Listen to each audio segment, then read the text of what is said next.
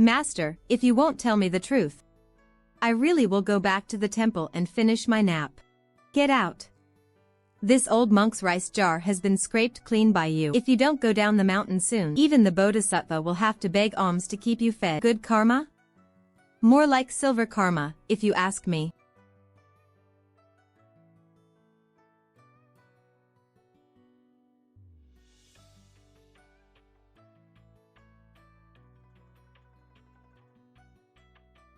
The 10th one. Eldest Miss, we have arrived at the residence. The master and madam must already be waiting inside.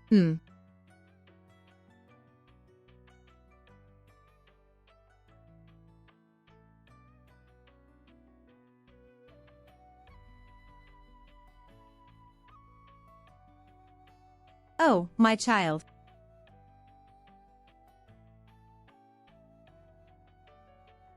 Are you? Mother. I am your mother. I'm sorry, mother. It has been so long since I last visited you. Your father and 2 elder brothers are away on official business and haven't returned. Your younger sister is feeling unwell and is resting. I understand. Where is my courtyard? Your courtyard is over this way. That is your younger sister Wanqing's courtyard, right next to yours. Living close as sisters makes it convenient to visit each other. Take a look and see if the courtyard lacks anything. Just tell mother, and I will have it all arranged for you immediately. Thank you for your trouble. There is nothing that needs adding at the moment. Even far worse lodgings I have stayed in before. Duxing. Are you holding a grudge against us? If I said I wasn't, that would be a lie. I'm just very curious, why? Why, all these years, did you never come to visit me again? Not even once. Mother has wronged you. It's just that, after your younger sister Wanqing was born, she was as frail as a little kitten. She fell ill every few days. We sought out renowned physicians everywhere, but she never improved. In the end, we had no choice. We went to beseech a great master from the nation-protecting temple. That master said your destiny is one of solitary misfortune, that your birth chart is exceedingly harsh and easily clashes with those of frail constitution. If we stayed close to you, Wanqing would not survive. I was beside myself with panic, and so I forgot about you. That is indeed an acceptable explanation. I understand their concern for the younger daughter's safety. From a rational standpoint, I can accept this explanation. However, I do not accept it. Duxing, you must be weary from the long journey. Rest well. When your father and brothers return, we will come see you again.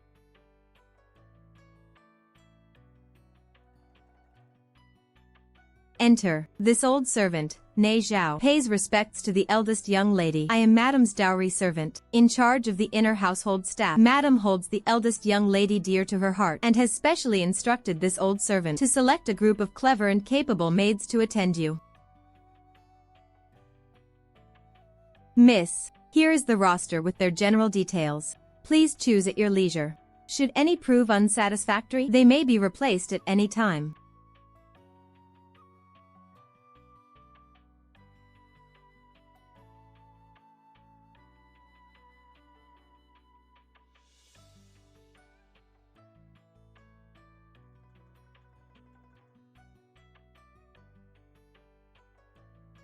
Three ethereal souls and 7 earthly spirits, yet only 1 last soul and 4 spirits barely hold on.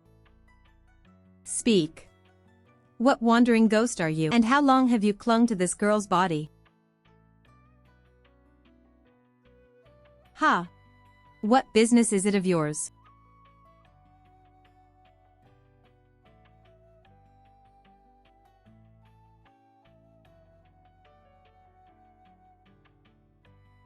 I am Aya.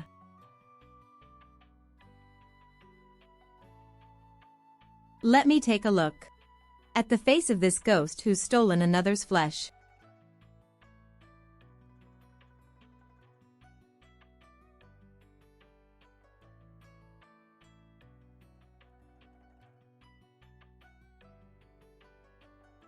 Nanny, save me.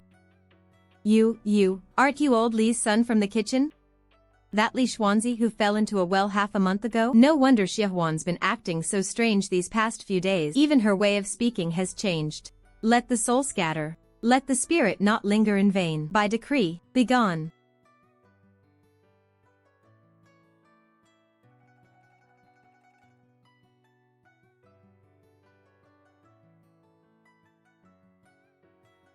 Order rules the realms of yin and yang. The living and the dead must part. Since you know the living and the dead are separate, why refuse to enter the cycle of reincarnation and instead forcibly occupy another's body, only adding to your karmic sins? Didn't you come from a temple? Buddhism teaches compassion as its core, delivering all sentient beings. What lies between Xiaohuan and me is our own karma. What right do you have to meddle? Oh, I forgot to tell you. Aside from studying under the abbot of Nanshan Temple, I have another master. Taoist name, the perfected one of the mysterious jade. So who told you? I am merely a Buddhist disciple? Boundless blessings, celestial venerable of the Tao. I cultivate both Buddhism and Taoism. Then you should understand even more. The word love transcends the boundary between life and death. I fell for Xiaohuan at first sight. We had no fate in life, but after death, sharing her body to stay together forever. What harm is there in that? Since you practice Buddhism, why can't you grant me this small wish instead of driving me to extinction? This staying together forever you speak of, is it seizing her body? Erasing her consciousness, turning her into an empty shell to bear your selfish desires? You say Buddhism teaches compassion. A pity my masters taught me scriptures and talismans to deliver humans and spirits alike, but never once taught me to show compassion to a man who forcibly occupies another's body, yet fancies himself profoundly devoted. If you have grievances, take them to the underworld court, but possessing a living body, harming another's life, that path is barred. Young miss, this old servant was negligent, allowing such filth to enter your presence. This old servant shall report to madam at once, and carefully select a batch of clean, capable girls for you. No need for that. She will do. Yes. The eldest miss is merciful. This old servant was narrow-minded. I will first settle her in the side room and summon a physician to examine her. Once she has fully recovered, I will send her to attend you personally. During this time, if you have any instructions, please simply call upon the third-rank maids in the outer courtyard. Would this arrangement be acceptable? Does the eldest miss find something amiss? It's nothing. I just think the nanny handles matters thoroughly. She's very kind. Please place this close to that girl, Nanny. It will help stabilize her scattered soul, so she won't be left with a lasting affliction. Yes, this old servant will see it done.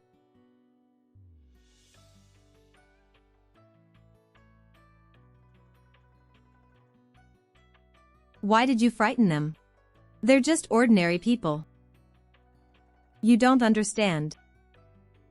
You see, am naturally possessed of a bodhisattva's heart, the very soul of compassion. What I love most is watching others wearing that amusing expression of sheer panic.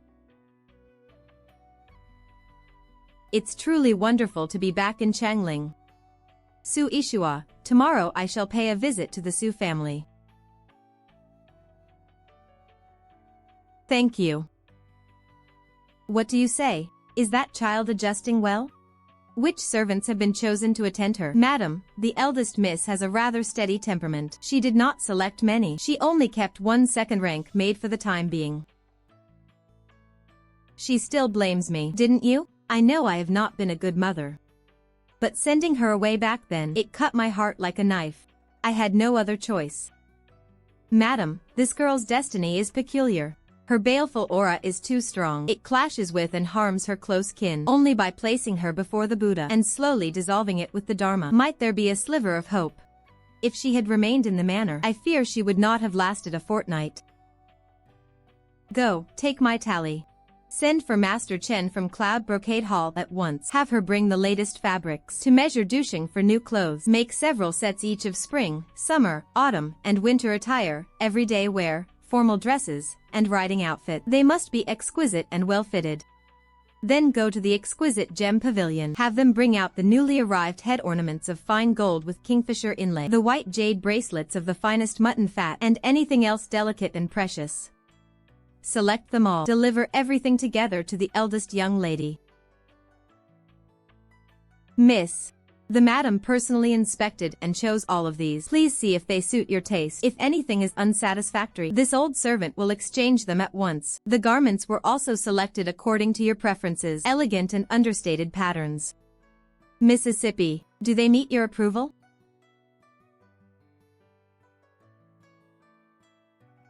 Fine. There is one more matter to report, eldest young lady. The master and both young masters have returned to the residence. They will come over shortly to join you for the evening meal.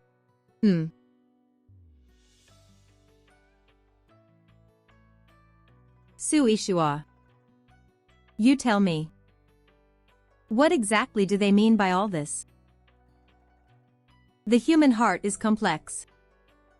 Especially for those who are parents. I suspect they are largely driven by guilt. Guilt? Since they chose to abandon me back then, why put on this show of deep affection now? Is it to ease their own consciences? Or is it a performance for others to see? Perhaps it is both. Sending you away all those years ago was a choice they made out of sheer necessity. And their kindness toward you now is perhaps meant to fill that void in their own hearts. The guilt they feel because their youngest daughter has forgotten you.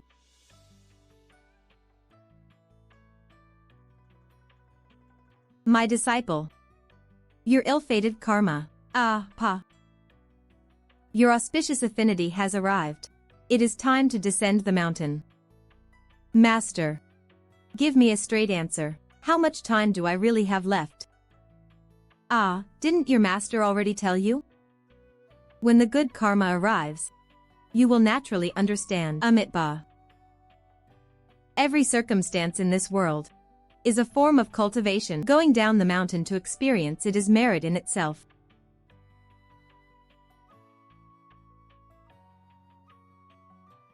Master. You wouldn't have taken someone's silver to sell off this worthless disciple of yours, would you? A sin, a sin. When has your master ever spoken falsely?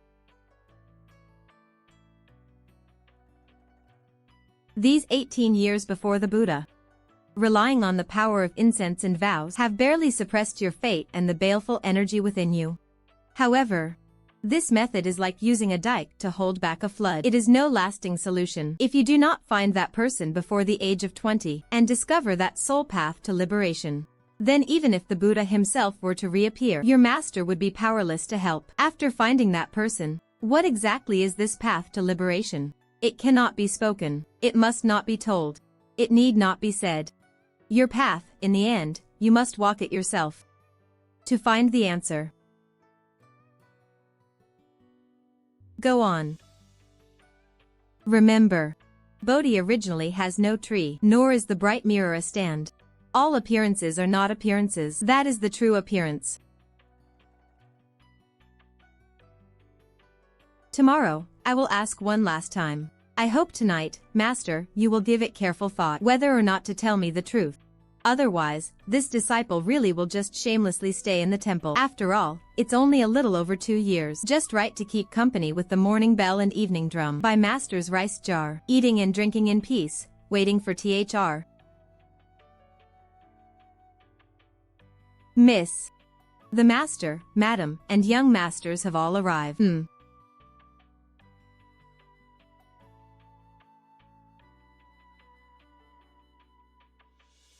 Duxing. This is your eldest brother, Jiang Ziwan. This is your second brother, Jiang Zhiheng. Please, come in. It's good that Duxing has come home. If you find yourself lacking anything in the future or wish to acquire something, just speak to your mother about it. All right. Duxing, your sister Wanqing is still feeling a bit unwell. We feared she might pass her illness on to you, so she didn't join us for dinner tonight. Another day. We'll arrange for you sisters to meet. No matter. Though the family hasn't visited you these past years, each month we sent a sufficient allowance to the Southern Chan Temple. Why are your clothes so?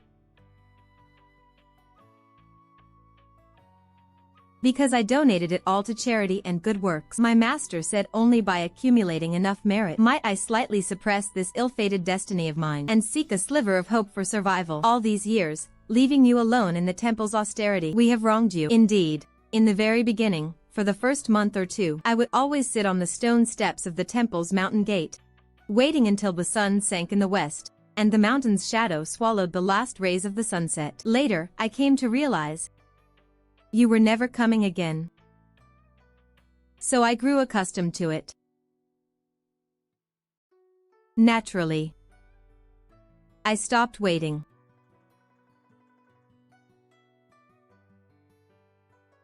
Please, enjoy your meal. I'll go for a walk outside to aid my digestion. It is we who have failed this child. We owe her far too much. Even if we were in the wrong first, her attitude is still far too disrespectful. From the moment we met today, she hasn't even once addressed her father or brothers. Why did you lie to them just now? A good story or opera needs a touch of tragedy to stir the heart, isn't that so? Actually, what I said at the table earlier wasn't entirely false. It's just that often, before even half a shurchen had passed, my gaze would always be drawn away by the wandering, restless spirits along the mountain path. They were far more captivating than that empty road below, where the figures of my family would never appear. All that I have lost was never truly mine to keep, and since it was never mine, why not simply let it go? What does not belong to me, even if I once possessed it, will ultimately be lost. But what is truly meant for me, no matter how many detours it takes, will find its way to me in the end. My husband. My mind was in such turmoil yesterday, I completely forgot the most important matter. I forgot to discuss Wan Qing and Yan Zhao's marriage with Dusheng. The Chu family will formally come with betrothal gifts tomorrow. This cannot be delayed. You must go to Dusheng later and explain it to her clearly. She needs to be prepared. Otherwise, learning of it at the last moment will make it even harder for her to accept, and it might create unnecessary resentment with Wan Qing, bringing needless discord to our household. This marriage was originally meant for Dusheng, but now, Yan Zhao and Wan Qing have fallen deeply for each other. Their affection has grown strong. This is a fate that cannot be forced. It's fine. Dusheng seems like a sensible child. She will understand our situation and our difficulties. Madam, has the eldest young lady risen? I've come to see her. To answer, madam. The eldest young lady went out early this morning. Our daughter only returned yesterday. She's in an unfamiliar place, knowing no one. Where could she possibly go? I must trouble you to announce me. I wish to see your mistress. May I ask, miss, who might you be? You need only take one message inside. Su Ishua sent me. Go on, get out. How dare you casually speak our eldest young lady's personal name? She married far away to Tianshui City years ago, 1,000 li from here. How could she have sent you here? Don't come here spouting nonsense. Leave at once. The sun and moon corners of your forehead are sunken, meaning you lost your father early. It happened in the autumn of your 5th year, connected to water.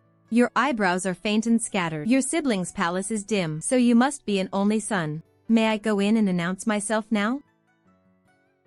Forgive my poor judgment, but from which family do you hail, miss? And how do you know my Ishua? I am Jiang Dusheng. Madam, I must ask you to dismiss your attendants. You may speak now. Su Ishua asked me to bring you a message. Mother, I want to come home. Mother, I want to come home. Ishua, remember this.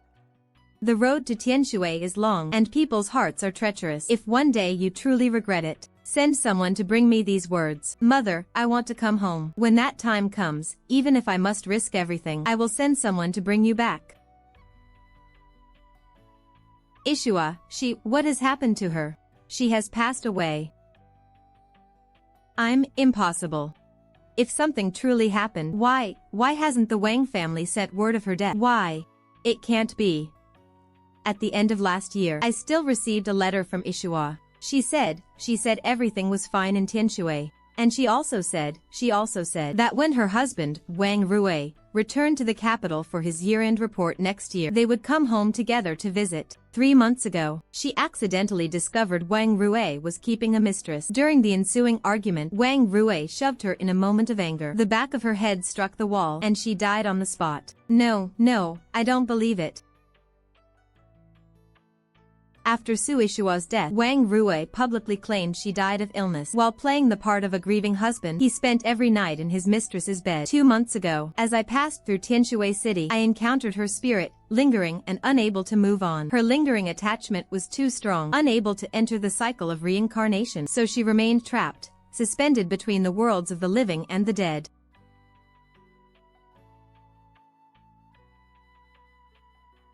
Miss Jiang. Are you saying? Her spirit is here, right now. Boundless heaven and earth, by the power of the cosmos, reveal your true form, Ishua. My child. Miss Jiang. Master, I beg of you. Let me touch her. Let me hold her truly, just once more. Just once is enough.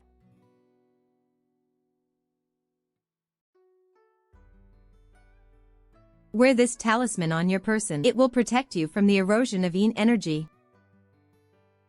Su Ishua, I grant you the time it takes for half an incense stick to burn, to speak. Mother.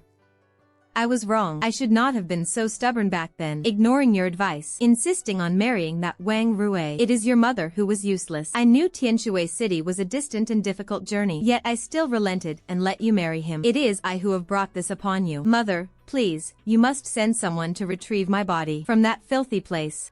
I do not want to remain in the Wang family's ancestral tomb. Just the thought of it makes me sick. Yes. Rest assured. I will have your elder brother handle this personally. We will definitely bring you home. Guards. Send someone at once to find the master and young master and bring them back to the residence. Tell them, a grave matter has befallen the family. Su Ishua's spirit should not linger outside for too long. I must store it within this bone flute. This soul-nourishing flute will sustain her spirit, preventing it from dissipating further. Very good. Everything shall be as you say, Mississippi.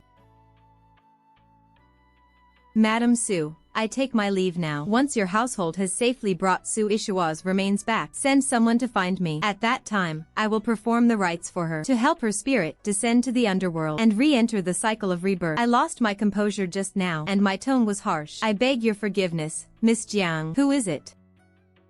Payment won't be necessary. She already settled it, back in Tianshui City. She used Wang Rui's private stash hidden under the study floorboards. Words cannot repay such kindness. If you need me, seek me at the Ministry of Rights Minister's residence. The Ministry of Rights Minister's residence? Jiang Dusheng. Who is it? What are your orders, madam? Go to the storehouse and fetch that imperial gift of moonlight gauze and the ruby headdress set as well. Have them delivered to the Ministry of Rights Minister's residence, addressed personally to the eldest Miss Jiang. Yes. Go, handle it. Be discreet. Don't make a show of it. Mississippi. Have we met somewhere before? Indeed, we. Will you leave his body on your own? Or shall I force you out of him myself? Little lady, you'd better not refuse a toast, only to be forced to drink a forfeit. Watch where you're going. Well, I'll be.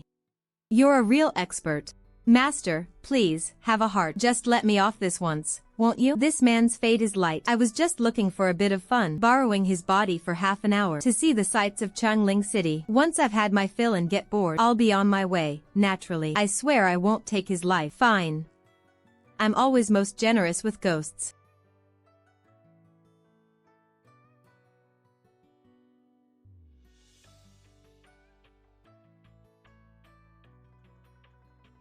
Behave.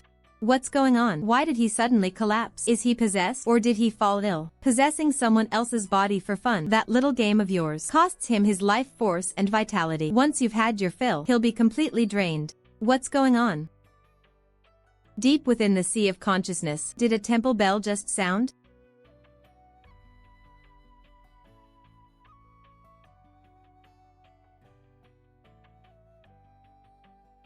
Mississippi. This man was perfectly fine just a moment ago. Then he suddenly collapsed. Someone help move him into the shade over there. And quickly fetch a physician to examine him. Thank you. In that case, I shall take my leave now. What is your name? Xie Yanchen.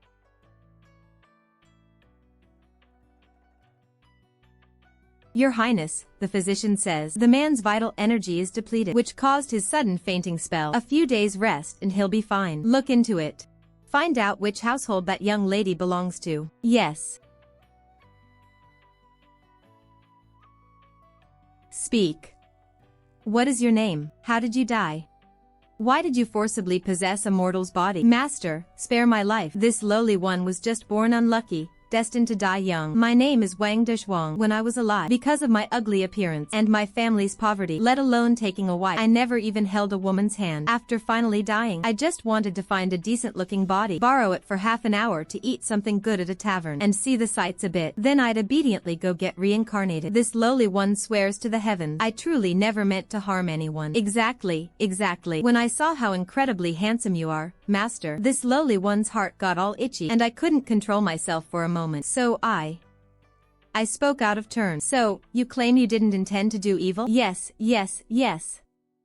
I'd only just possessed that man. For barely half an incense stick's time, I ran into you, Master. I would never dare harm anyone. I can perform a spell for you to temporarily craft a body you can use. It will dissipate on its own when the time is up. During that time, you must not harm anyone. You must not frighten women or children. And you absolutely must not harass women. Such despicable acts. If you violate these terms, you'll taste what it's like to have your soul scattered. But you must investigate someone for me. Master, do you want this humble one to gather information on that young Master Xie? Hey, Master, could it be you've taken a fancy to him? Do you want to die a third time right now? Come back to my residence with me. Once we return, I'll cut a paper form for you. Very good. I forgot to tell you, what I just struck into your spirit body is a soul-chasing talisman. Even if you flee to the ends of the earth or the deepest depths of the netherworld, I can still drag you back. I wouldn't dare.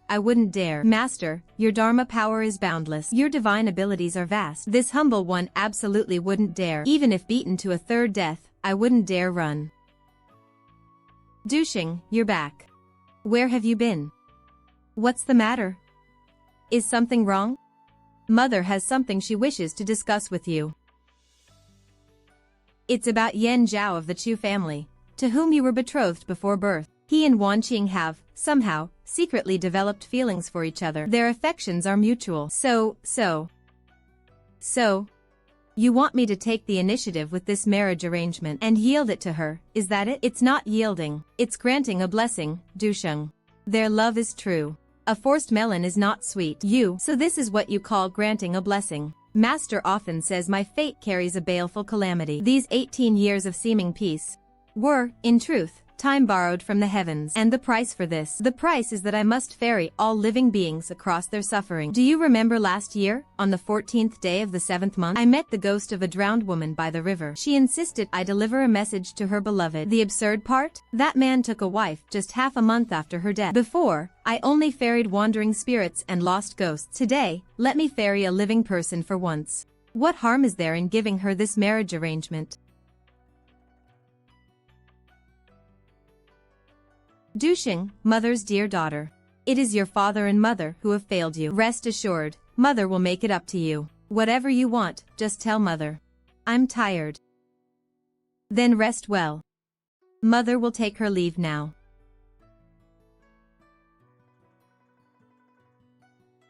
All that is forced becomes a demon of the heart. All right, stop shaking. I'll cut you a body right now.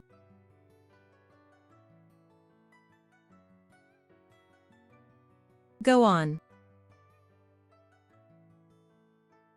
And the master, this face. Ah, master. How can this face be even 3 parts uglier than my already hideous original body?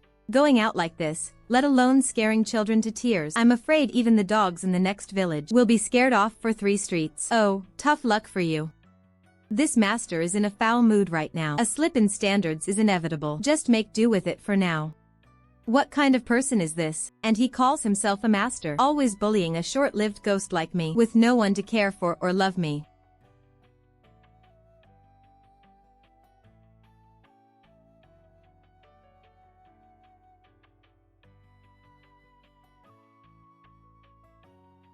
Su Ishua, tell me, is there any way for me to completely and utterly leave the Jiang family, aside from marrying out? Why must you leave? Part of the reason I was willing to leave the temple and descend the mountain was to see if, beneath this home weighed down by tangled karma, there was still even half an inch of space for me. But now I see. The answer is crystal clear. There is no place for me to stand here, nor is there a heart to warm me. A myriad of tangled thoughts. Let not my heart be troubled. If I had possessed even half your present clarity back then, to see through the hollow illusions and schemes behind that so-called perfect match, and severed ties decisively, perhaps I would not have ended up like this. A stranger buried in a foreign land. My parents named me Ishua, drawn from the verse fit for hearth and home, hoping I would find a match made by heaven's decree. Such beautiful expectations. A pity that flowers in a mirror and the moon and water are but fleeting reflections. That perfect match became the shackles that bound my fate. Fit for hearth and home became a luxury I can never return to. Miss Jiang, if you truly wish to leave the Jiang family without bearing the stigma of being unfilial and rebellious, or being condemned by rigid customs and propriety, you must rise high enough, so high that the titled daughter of the Jiang family can no longer define you or bind you, so high that they must look up to you, so high that the Ministry of Rights mansion becomes nothing more than the backdrop behind you, not the sky that caps your head.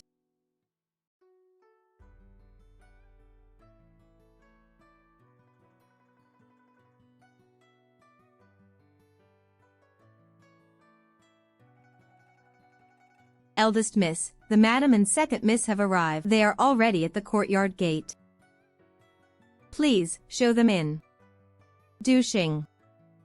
This is your younger sister. Wan Qing has just recovered a little. When she heard you agreed to that matter, she felt deeply indebted. She insisted on coming to thank you personally, sister. Thank you for letting me have brother Yanzhao. Could my spiritual perception truly have grown this dull? Du Xing. You too. Is there something else? Nothing of great importance. It's just that Wan Qing is full of gratitude, and she thought that since you've just returned to Changling, you might be feeling a bit stifled. In a few days, there will be a flower viewing banquet in Changling, hosted by the princess's residence. They've invited many young lords and noble ladies of similar age. It promises to be most lively and elegant. I thought I might bring you along to lift your spirits, and perhaps get to know a few more people. Your sister will be going as well. She can keep you company. It would be a good chance for you sisters to grow closer. If you'd rather not go, it's perfectly fine. Yes, sister, that banquet is so much fun. There's even a theater troupe from the south. Very well, it wouldn't hurt to take a look. It's also a chance for me to figure out just how many faces in Changling City I truly cannot read. Excellent, Du Xing. Then at the banquet, if there are families we know, or if some lady asks about your betrothal to Yanzhao. What are you implying? If anyone asks, I shall say it was my own frail health and my affinity with the Buddhist path that made me feel unworthy of a good match. Thus, I took the initiative to willingly hand this heaven-sent union over to Jiang Wan Qing. Is that correct? I see. But whether I actually do it is another matter entirely. Dear child, what would you like for dinner? I will cook for you myself, or I can have the kitchen prepare a nourishing soup. What need is there for dinner? The mere sight of you two has already filled me up. If there's nothing else, please take your leave. I am feeling rather tired and need to rest.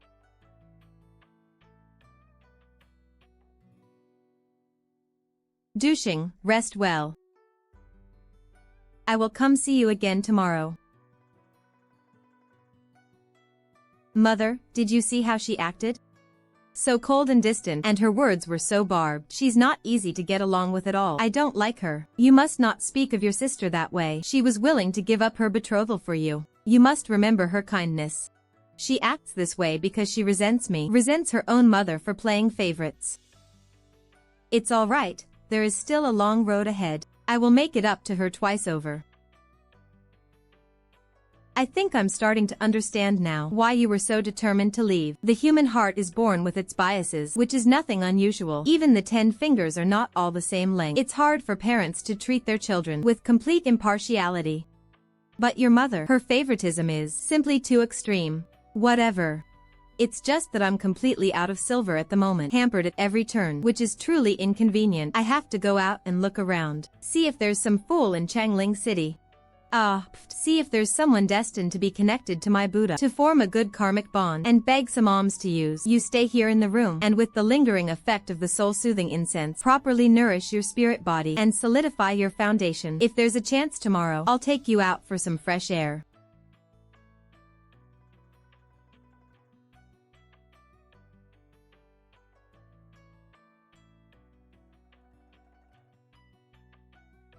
Young lady, are you asking about marriage or your future prospects? I'm not asking about either. I'll give you silver, and I'll tell your fortune. If my reading isn't accurate, this silver, I'll just give it to you for free. How about that? Yo, now that's something new. Exactly. Everyone knows old Su the half-immortal has had his stall here for half a year. This girl is probably asking for trouble. Haha, very well then.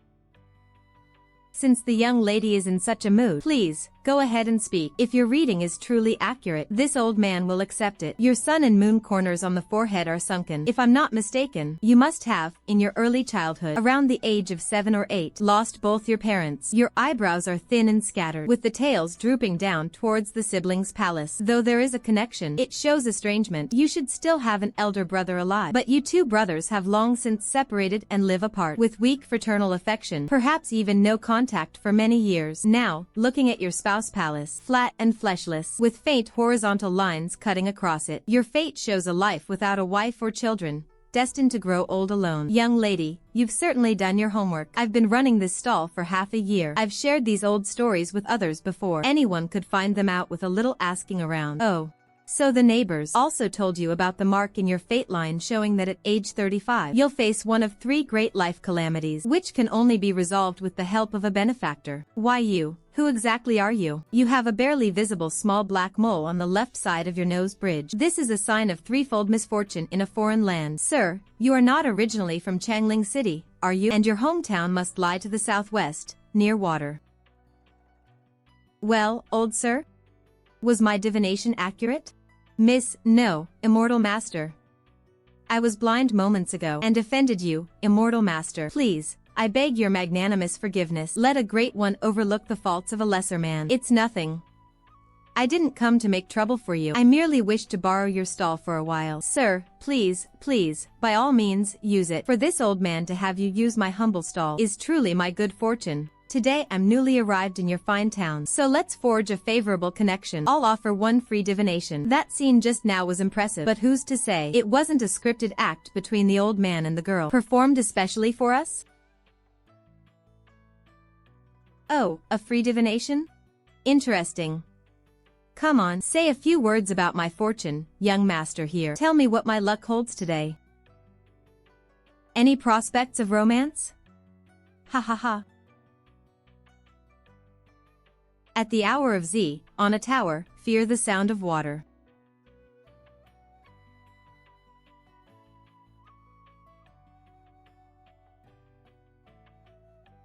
Miss, where's your residence? I have a close friend whose household has recently been plagued by bizarre, inexplicable events. We've consulted every expert, all to no avail. If you have some free time, miss, might I trouble you to come and take a look? I'll return tomorrow at noon. You may bring your friend here then. However, tomorrow's consultation will come with a fee. Absolutely.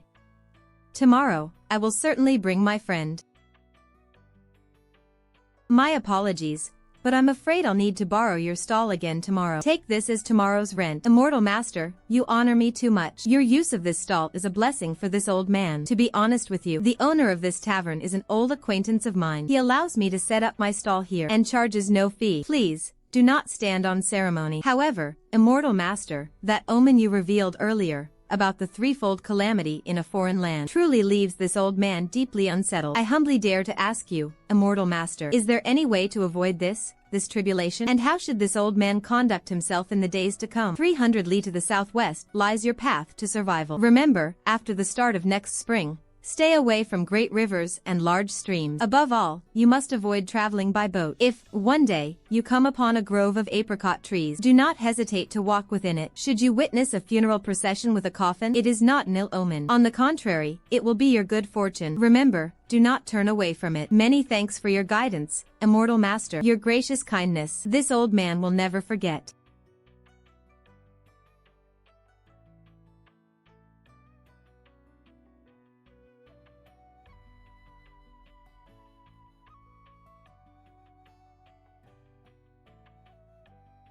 What are you all standing around for? Immediately call back everyone sent out to search for the young Mississippi. All of them, back now. Listen well, all of you. What happened tonight must be buried deep in your guts.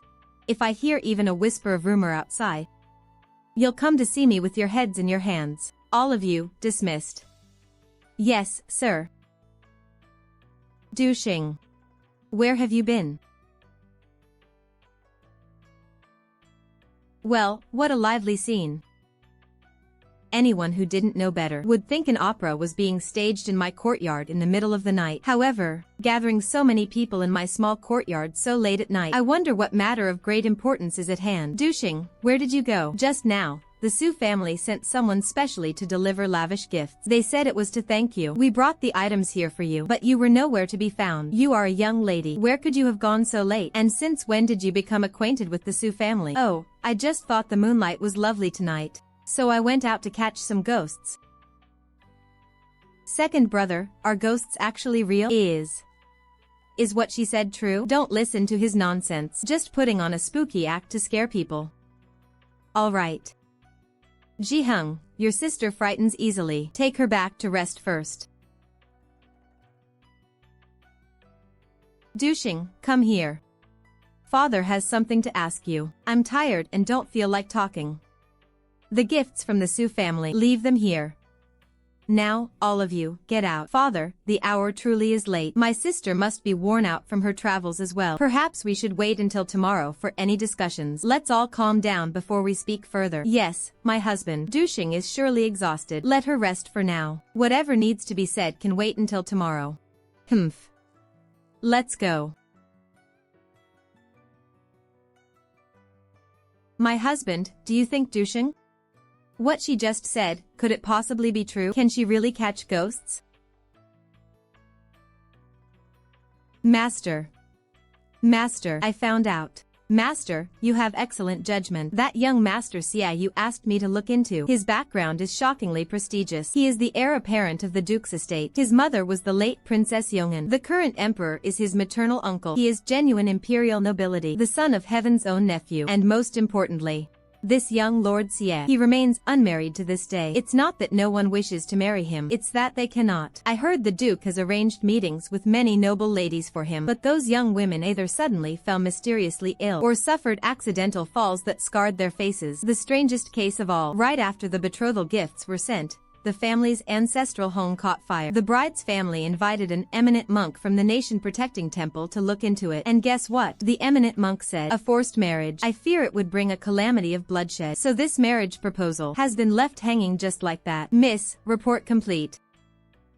The heir. A mere heir of a ducal estate.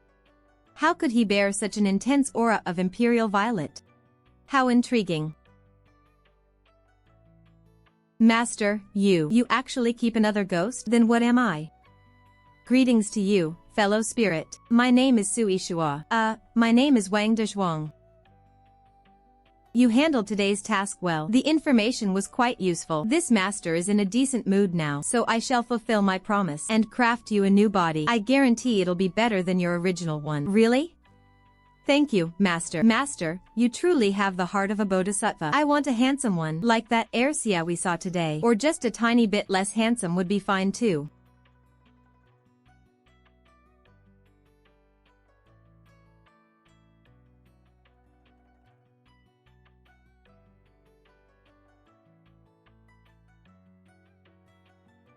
Master, I don't want to be a woman.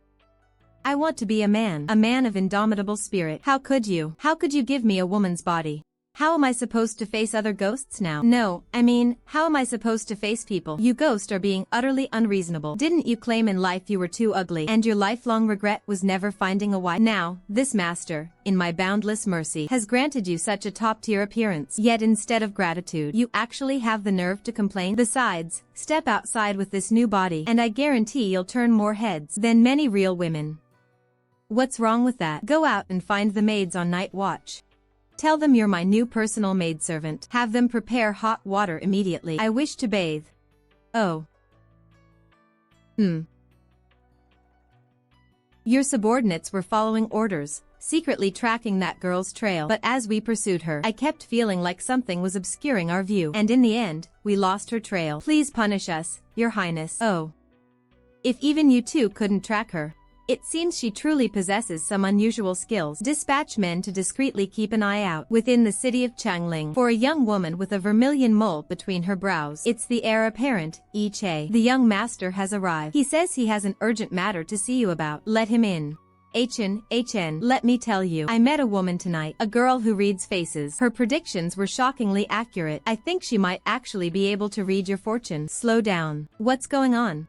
You should have seen her demeanor. So cool and detached. She spoke as if reciting Buddhist verses, but every word struck right at the heart. That Subansian was like a mouse before her. It was ruined. At the time, I was just stunned and shaken. Then I rushed over to tell you. I completely forgot to ask her name or where she lives. I only remember she said she'd be at that stall again tomorrow. HN, what's wrong? Don't you believe me? Che, this young lady you mentioned. Did she have a vermilion mole between her brows? Why you, Xie Jin Chen, since when did you secretly learn fortune-telling and face-reading to even know that? Eldest Miss, this servant is Xiao Huan. Thank you, Eldest Miss, for saving my life yesterday. I dislike being attended to closely. Your usual duties will only be sweeping the courtyard. I will call for you if needed. Do not enter the house otherwise. Yes, this servant understands. Eldest Miss, the eldest young master is here. Let him in. Du Shang. Take these. If you ever need anything, or wish to add something, don't stand on ceremony. Just tell your eldest brother directly. What do you mean? Nothing in particular. Just consider it a small token from your eldest brother. You've only just returned. There are many things at home that have caused you grievance. No need. I have my own silver. You're going out? You've just arrived in Changling. You're unfamiliar with many places. I'll send a few reliable servants to accompany you. No need. Oh, right. I hear your future brother-in-law is coming to the manor today to present the betrothal gifts. On such an important day, shouldn't you, as the eldest brother, be out front helping with the arrangements, enjoying the excitement? Dushing, you are my sister too.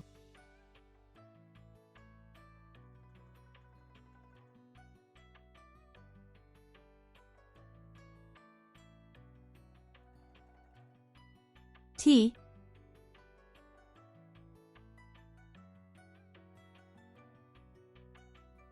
Follow the young lady from a distance. Make absolutely sure she's safe. Unless it's necessary, do not disturb her. Just report her whereabouts at any time. Yes.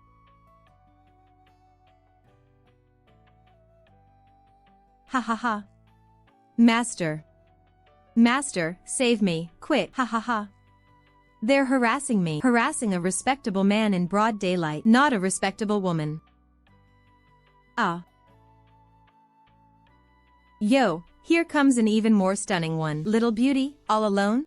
Come have some tea with us brothers. Listen to a few tunes. How about it? Amitba. Honored patrons, form is emptiness. Emptiness is form. Those who bully the weak shall descend to hell. Commit no verbal karma. Commit no evil deeds. A monk, huh? My favorite kind is exactly this sort who looks cold and aloof. A monk of noble and unsullied virtue. I wonder, if I peel back this facade, will you be no different from a brothel wench? Ah. Ah. Ah. Brothers, all together now.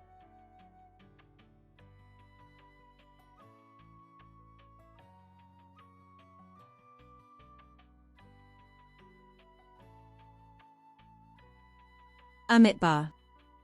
A monk's heart is filled with compassion. But if you benefactors cannot grasp the sutras, I also have some modest skill in fist and foot. Perhaps I can help you all achieve a little enlightenment. Master, you are truly formidable. Let's go. My lady, with skills like that, who needs protection? He actually came. I thought he wouldn't dare show his face today. He looks even more unapproachable than last night. Who is that woman behind her? Why is that servant girl walking so strangely? Make way, all of you, make way. Can't you see my lady has arrived? What's with all the shoving?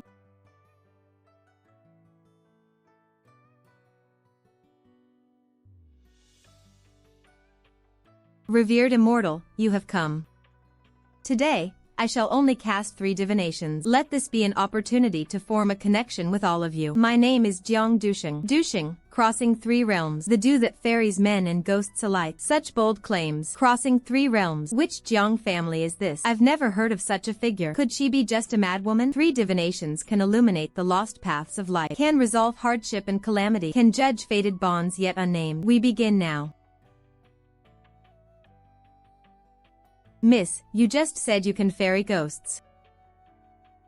Miss, my household has been troubled lately. Ever since my daughter-in-law passed, the house has been haunted. In the dead of night, there's always a woman weeping. Things fall for no reason. I've invited several masters to look, performed rituals, put up talismans, but nothing works on that thing. That thing just gets more and more vicious. Master, can you catch ghosts? I'll pay any amount of silver. Write down your daughter-in-law's birth date and hour. This is it. This birth chart shows the deceased died by hanging, and that she suffered grave injustice, a sign of overwhelming resentment. Am I correct? Ah. Yes. Great immortal, you're truly divine. She just couldn't get over it herself. She hanged herself in her room. Then, is she now? Does she have some unfulfilled wish? Or can't bear to leave my son? Please, tell me quickly, what can be done to let her rest in peace? She does not have an unfulfilled wish. Her resentment cannot be quelled. She wants to take all of you with her. Especially you.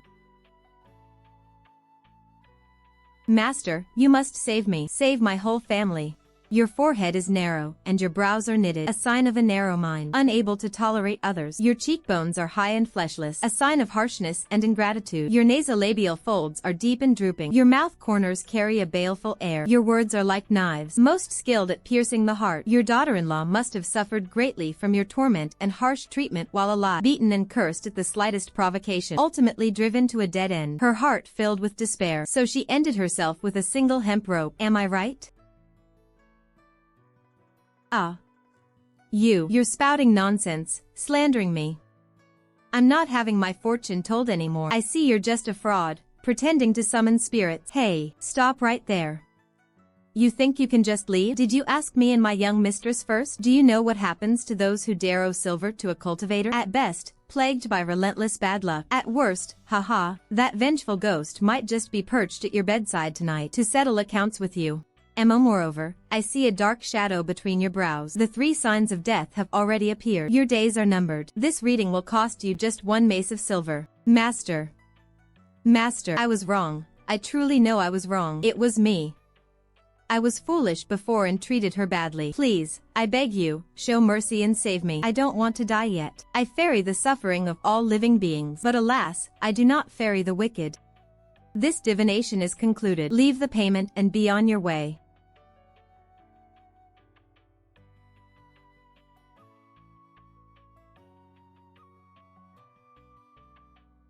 Master, you said you ferry people. Then, could you help me? What is it? My heart belongs to a young lady. Our feelings are mutual. Though her family is poor, she has a gentle temperament, is diligent, and filial. But my mother despises her family's poverty, fearing she'll be a burden, and threatens her own life, absolutely refusing to consent. I can neither defy my mother, nor am I willing to betray my beloved. My heart is in torment, unable to eat or sleep in peace. Master, tell me, what should I do? Is this fated match truly severed? Filial piety comes first, yet it is not a shackle. A heart's true devotion is no foolish delusion. Observing your physiognomy, the bridge of your nose is stable and upright, indicating a fundamentally resilient nature, not that of a fickle man. Though your spouse palace is temporarily shadowed by clouds, its foundation remains undamaged. The sign of the red Lwan stars stirring is still present, but what suppresses your marriage is not heaven's will. Rather, it is the words of others and stubbornness. Your mother's obstruction stems from her fear for future livelihood, an obsession with with matching social status. This is a common human sentiment, but it is not insurmountable. Then how can I resolve this? How do you currently make a living? I work as a copyist at Lee's bookshop west of town. I also take on occasional work writing letters for others. Do you hold any scholarly rank or possess a specialized skill to establish a career? Beyond knowing a few characters, I have no particular talent. Trapped in one corner, your vision is limited, unable to take a single step? Since you can read, why not broaden your horizons? I see a distant light in your travel palace. It signifies an opportunity far away, 100 li to the southeast. There will be a vacancy for a clerk or bookkeeper, though it means leaving your hometown and enduring hardship at first. It offers stability. Through diligence, you can establish yourself and slowly build your savings. Once your finances are somewhat secure and you can support your own household, no longer wholly dependent on your parents, return home with sincerity and proven ability. Speak openly with your mother. By then, you will have shown you can weather any storm and provide for a wife and children. Her deep-seated fears will naturally lessen. If that young woman truly cares for you, she will surely wait. If your mother sees you have matured and become independent, her stance may soften. This is not a violation of filial piety, but breaking a deadlock through personal growth, earning approval through responsibility. Thank you, Master, for your guidance. I understand. Before, I was only trapped in my own misery, never realizing the solution lay in my own striving. I will go back and prepare at once. I will not fail to honor the enlightenment you've given me today. For this divination, I only charge 1 won. Keep the rest as my wish for your swift success. When that day comes, I will certainly invite you, Master, to the wedding feast. The path lies beneath your feet. Behave yourself.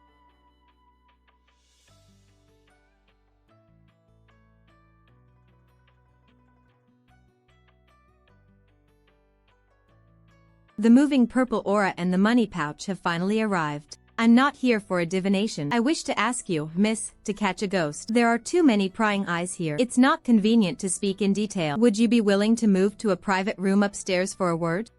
Yes. My 3 divinations for today are done. I will return in 3 days. Those sincerely seeking answers, please come early then.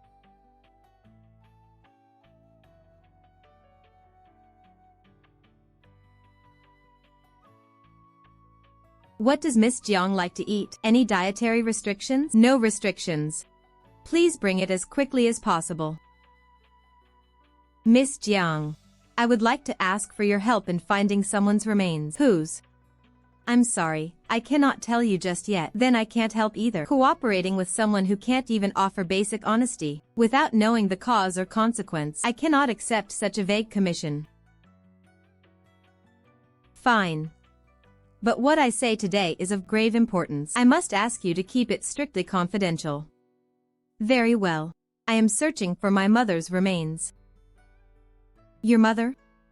Shouldn't your mother's coffin be enshrined within the imperial mausoleum, receiving the offerings of the royal family? How do you know my mother's identity?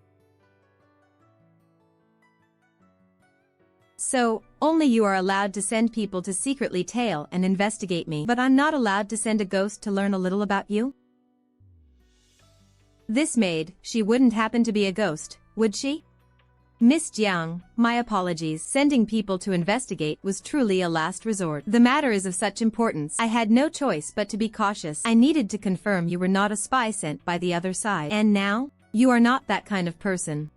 You would not be coerced by anyone, nor would you stoop to serve under such a person. I can help you search for your mother's remains. Thank you. What do you require? Please, just name it. As for payment, any amount of silver is acceptable. I don't want silver. No silver? Then what? Rare treasures? Secret martial arts manuals? You, Don't misunderstand. I mean, I need you, on every night of the full moon, to come promptly to my residence and spend the entire night in the same room with me. Achin, did you hear that? She's not even planning to give you any formal status. She just wants you to go to her residence every month and share a room. You are the noble heir of a ducal house. How could you willingly degrade yourself to something even lower than a kept companion? Miss Jiang, I need a reasonable explanation. To be honest, though I was raised in a Buddhist temple from childhood, listening to sacred chants and studying the Dharma, I failed to find purity in one particular aspect. An obsession took root. I broke a precept, perhaps because I rarely saw outsiders as a child. Once I returned to secular life and entered the world, witnessing the splendor of the mortal realm and its fine, elegant people. This foolish obsession grew like wild weeds, impossible to restrain, especially on the night of every full moon. When energy peaks and inner demons stir, I feel an intense need to gaze upon the most beautiful face in the world, to soothe my inner demons and calm these delusional thoughts.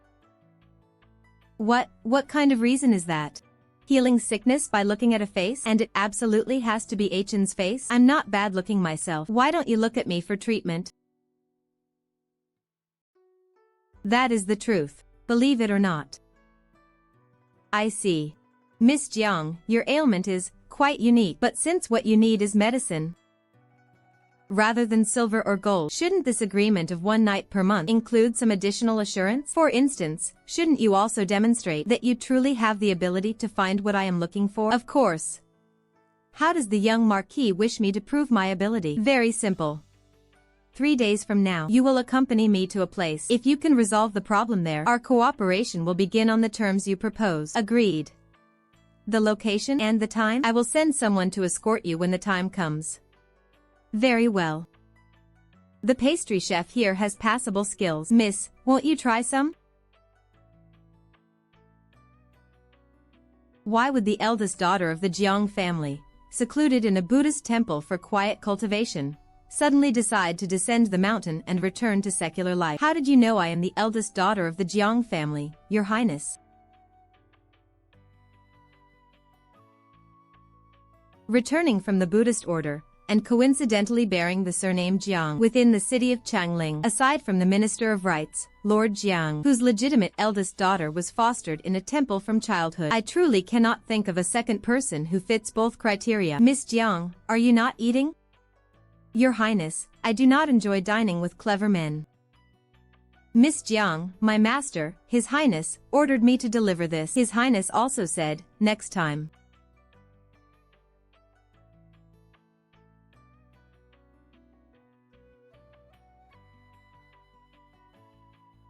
I shall endeavor to be a somewhat less clever man. Master, may I eat this? You may. Delicious.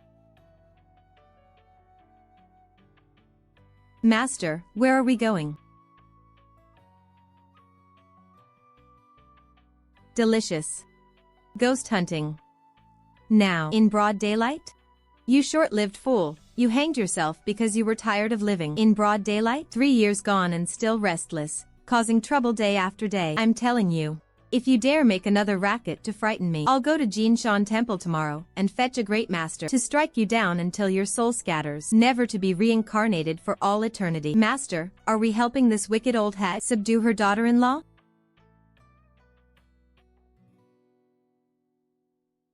Bring me the food box. What's wrong? Master, didn't you say I could eat as I pleased? I was hungry, just filling my stomach while we wait for dark. Well, I ate it all. Wang Dezhuang, you've got some nerve. You are the first ghost who dared to snatch my food and finish it all. Master, this is a grave injustice. You yourself said I could eat it. You never said I couldn't finish it. I told you to eat. I didn't tell you to finish it all. Get over here. Before nightfall, you go inside and keep watch. Observe the state of that resentful spirit.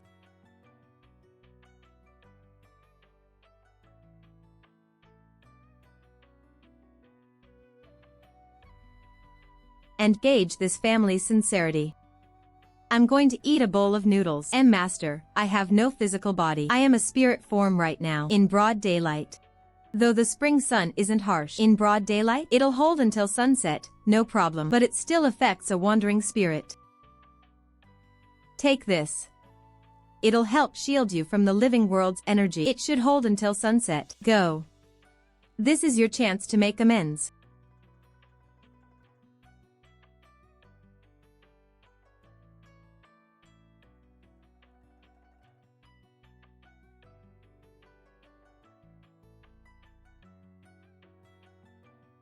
Master, this is terrifying. The female ghost inside is radiating murderous intent. Her eyes are blood red.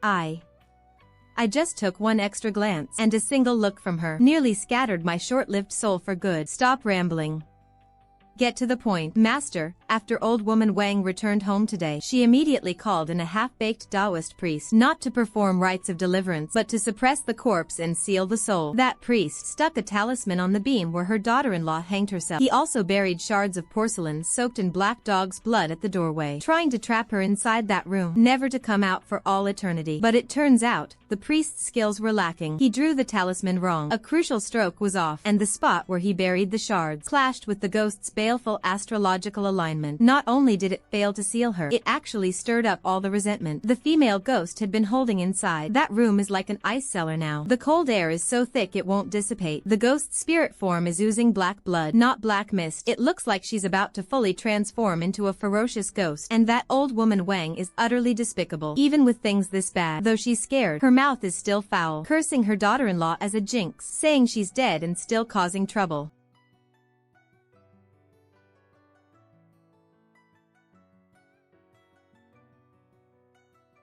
Why did my mother-in-law force me to this? Right now, your heart is filled with hatred. But, Li Xionyang, in your heart, besides this hatred, is there truly nothing else left? You hate them because you once believed in love. You once hoped for a better life. Because at your core, you are a person who could feel pain and love. They hurt you, trying to drag you down into the same filth they're made of. The hatred you carry now is proof that you once lived as a human, untouched by corruption. Killing them would be easy. But would your hatred vanish afterward? No. It would become an even heavier chain, binding only yourself. Their evil deeds will bring their own karmic retribution. The prisons of the living world, the punishments of the underworld, none will be spared. But if you stain your hands with blood, you transform yourself from a victim into a murderer no different from them. When you stand before the hall of Yama, all your suffering will instead become a sin of slaughter you yourself committed, and you will be punished. I am not asking you to let go of your hatred. This hatred is a part of you, a scar of your torment. No one has the right to demand you forget, but you can choose to carry this scar to the place where you belong. Present your grievances, your suffering, fully and completely. Let me help you fulfill your wish. Lay down your burden and embrace a new beginning. That is the best outcome for you. So good, so true. This is enough. I want them to suffer while they live, to repay slowly, and then continue repaying down below. Master, send me to the place where I belong. This life has been too bitter. If there is a next life, I do not seek great wealth or status. I only ask for loving parents, a happy family, peace and smooth paths. Good. Close your eyes. Li Xionyang, take this gate as the boundary. All past grievances and old grudges shall remain on this shore. Wait.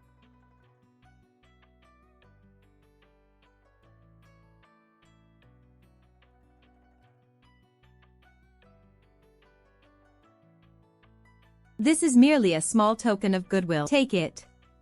May your future, like this peach wood in spring, meet warm sunlight and flourish, lush with branches and leaves. Li Xionyang, this matter is concluded. Go now.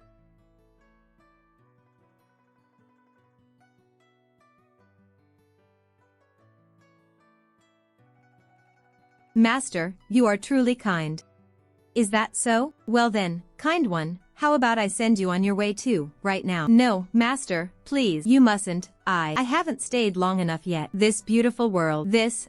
I haven't even repaid your kindness by working like a beast of burden for you. Let me stay a few more days. Just a few days.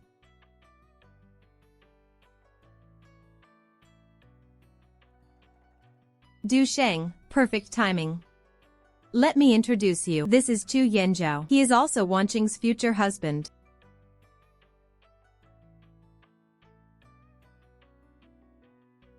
Yanzhao, please forgive Du Sheng. He has only just returned. He is still learning many of our customs. If he has been discourteous in any way, allow me to apologize on his behalf. No, it's nothing. We will all be family in the future. Elder sister, I saw young Master Chu at the gate just now. Elder sister, please wait.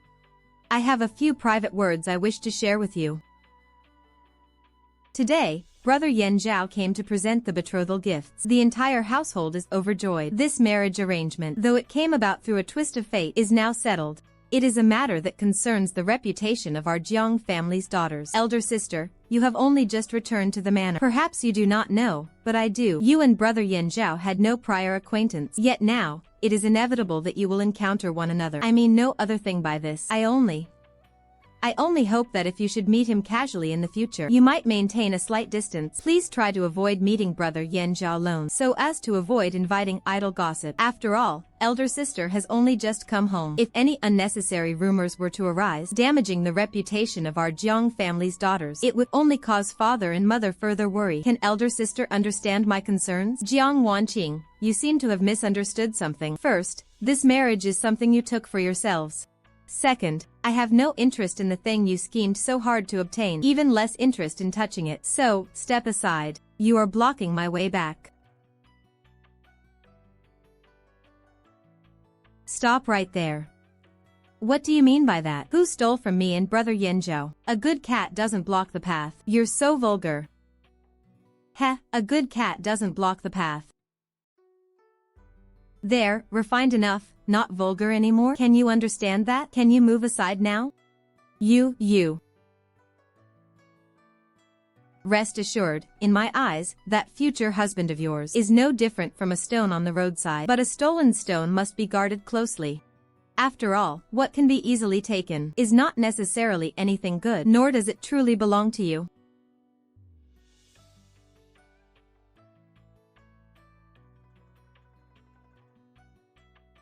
Eldest Miss, Madam Su has arrived at the residence. Madam requests your presence in the front hall to receive the guest. I see. Master, take me with you. I also want to go see the excitement.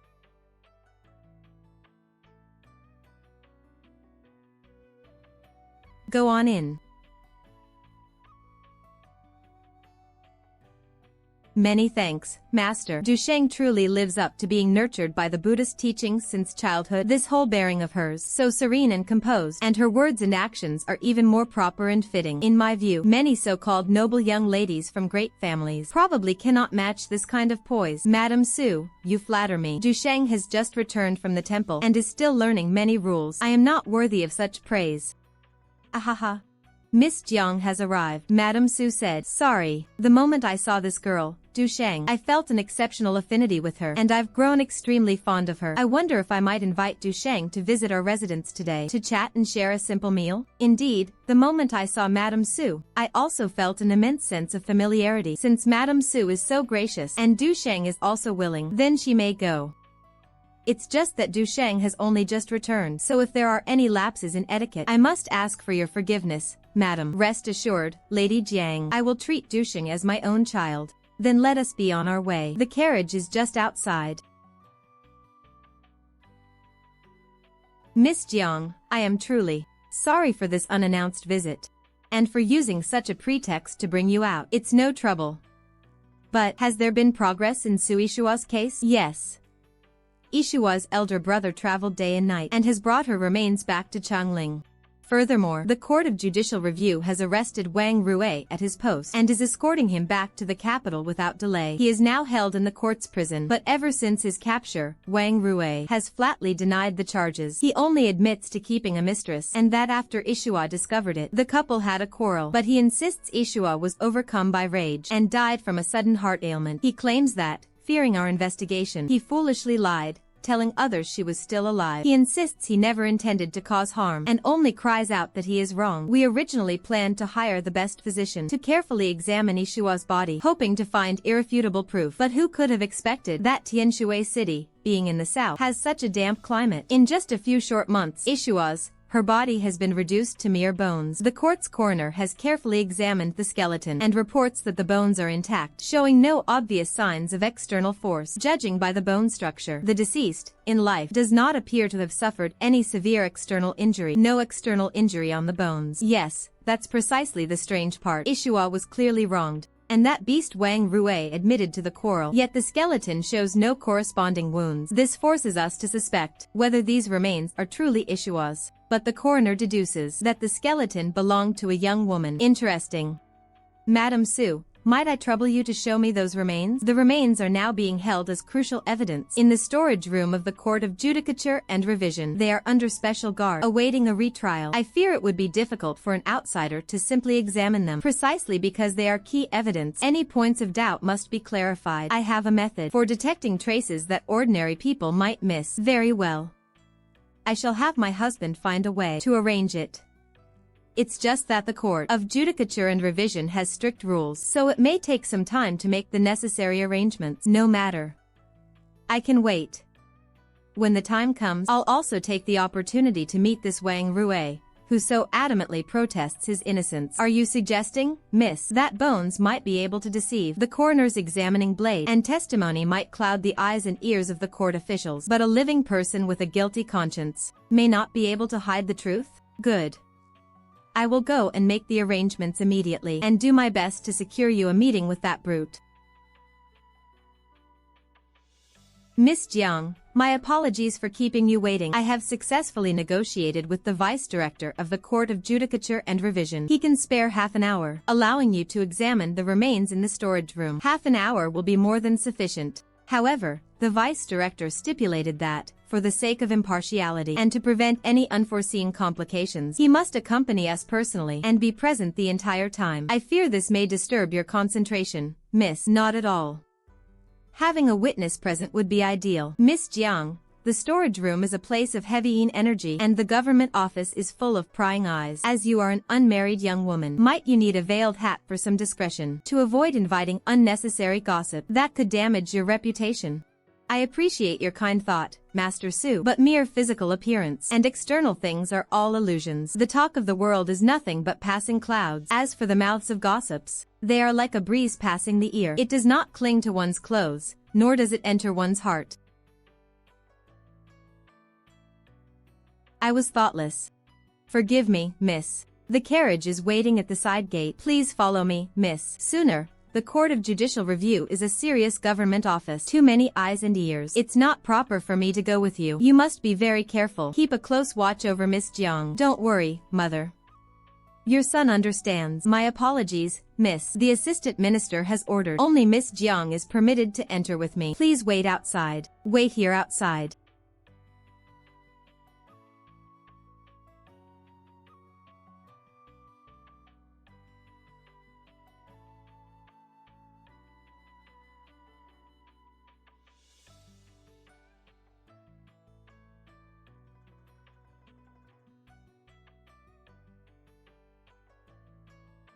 Miss Jiang, we meet again. What a coincidence. Achin, Miss Jiang. You too. Oh, we're not acquainted. Not acquainted.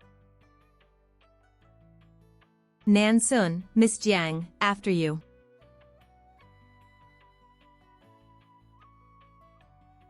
That will not be necessary. This isn't Sui Shua. That bastard Wang Rui. How dare he use some unknown remains to pass them off as Ishua and bury them in her memorial tomb. Where did he take Ishua's real body?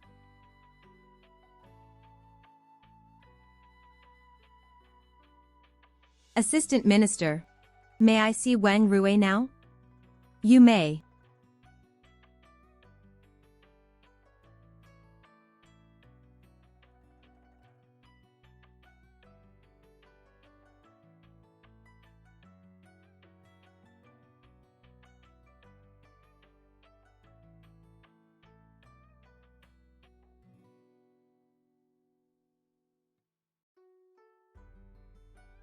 Who is this woman? Brother Su, I was wrong. I shouldn't have concealed Ishua's third interrogation from you. All the blame, every bit of it, is mine. But I truly did not kill her. That day, we argued about the matter of a concubine. She had a fierce temper. She pointed at my nose and cursed me. In the heat of the moment, I shoved her, but I only wanted her to calm down. Who could have known she would suddenly clutch her chest, turn deathly pale, and just collapse like that, and stop breathing? If I had known she had a heart condition, how could I have quarreled with her? I am filled with regret. I was just afraid. Afraid I couldn't explain myself clearly. Afraid my future would be ruined. So, in a moment of folly, I covered it up. But I truly did not take her life. You say she suffered a sudden heart attack and died in the inner chamber. The scene must still be vivid in your memory. Yes, yes. Then tell me, did Su Ishua have any history of heart disease before her death? Had she ever taken heart-protecting pills over a long period? If she had, you, as her husband, would surely know. If not, where did this sudden heart attack come from? Perhaps it was a hidden ailment she herself was unaware of. Fine. Even if it was an unknown hidden ailment, then I ask you again. According to medical records, from onset to death, it can be as short as a few breaths or as long as a brief moment. During that time, the suffering is extreme and the sounds would not be quiet. You were right beside her. Before she collapsed, did she cry out in pain? Did she show signs of convulsive agony? I was terrified at the time. I can't remember clearly. Wang Rui, do you know what happens after death? If the spirit is restless and resentment gathers, she will linger, unable to move on, carrying the fear and confusion from before her death, along with a deep, seething hatred for you. She will follow you constantly, watching how you deceive her loved ones with lies, watching how you take pleasure with a new woman, watching whether you can sleep peacefully night after night. Deceptive nonsense. In this world, there are no ghosts. No.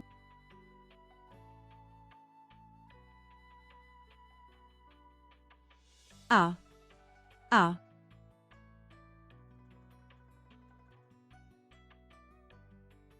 Ishua?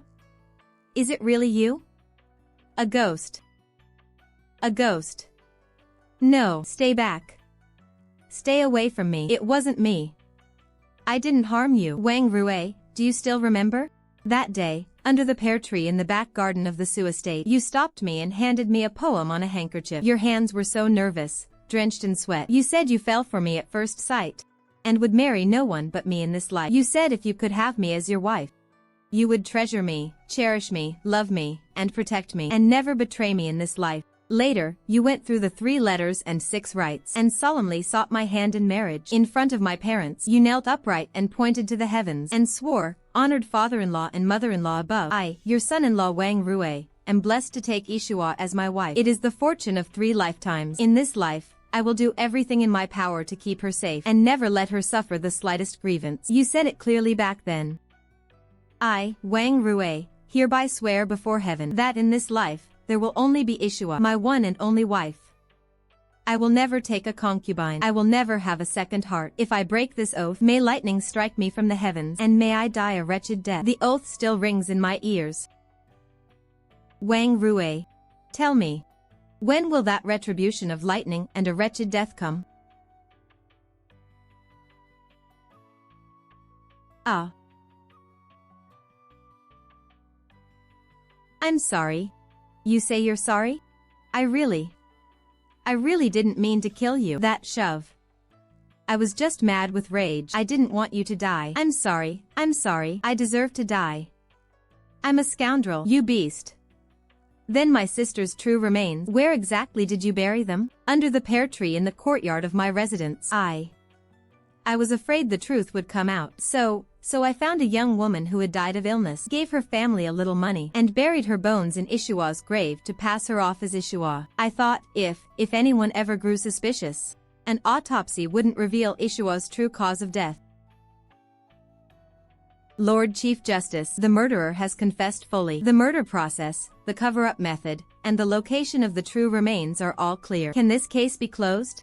With both witness testimony and material evidence complete and the confession clear, it should naturally be closed. I will immediately dispatch men to Tianshui City to retrieve Su Ishua's remains. Together with the previous unidentified remains, they will serve as irrefutable evidence. Wang Rui murdered his wife and concealed the truth, switched the remains, and deceived the authorities. For these multiple crimes, he shall be severely punished according to the law. There will be no leniency. Miss Jiang, your great kindness is beyond words. But may I ask, can Ishua return to our residence with me? Young Master Su Ishua's spirit form is frail and needs to rest and recover within the flute to stabilize her soul's essence. Once you have retrieved her remains and given her a proper burial, when the time comes to resolve her earthly attachments, summon me again. At that time, I can help her bid a final farewell to her family and guide her peacefully to the next life. Then we must trouble you once more, Mississippi. Once we find my sister's remains, we will inform you immediately. Miss.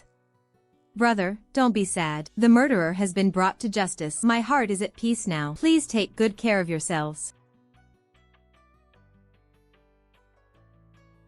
If there's nothing else, I shall take my leave.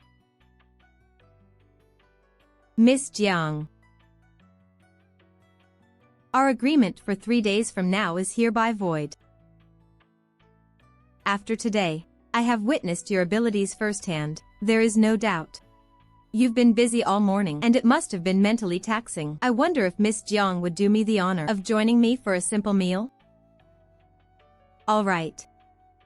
Nanchuan, pull yourself together. Ishua's wrongful death has been brought to light. Her true body will soon be recovered. She can now find some solace. The most important thing now is to handle the matters ahead and avoid causing your parents any further distress. I understand. Thank you for your great kindness today, Miss Jiang. I will remember it in my heart. Since you have an appointment with HN, I will take my leave first. Once the remains are recovered, I will trouble you again, Mississippi. All right. Miss Jiang, you've only recently returned to Changling. This place has many prying eyes. Quite a few people recognize my face as well. If someone sees us together, it might harm your reputation. Miss, do you need? The heir apparent worries too much. I act only with a clear conscience. If fear of gossip makes one hesitate skulking about, that would be truly beneath me, and I would lose my ease. What others see or say, what is that to me? Miss Jiang is truly magnanimous.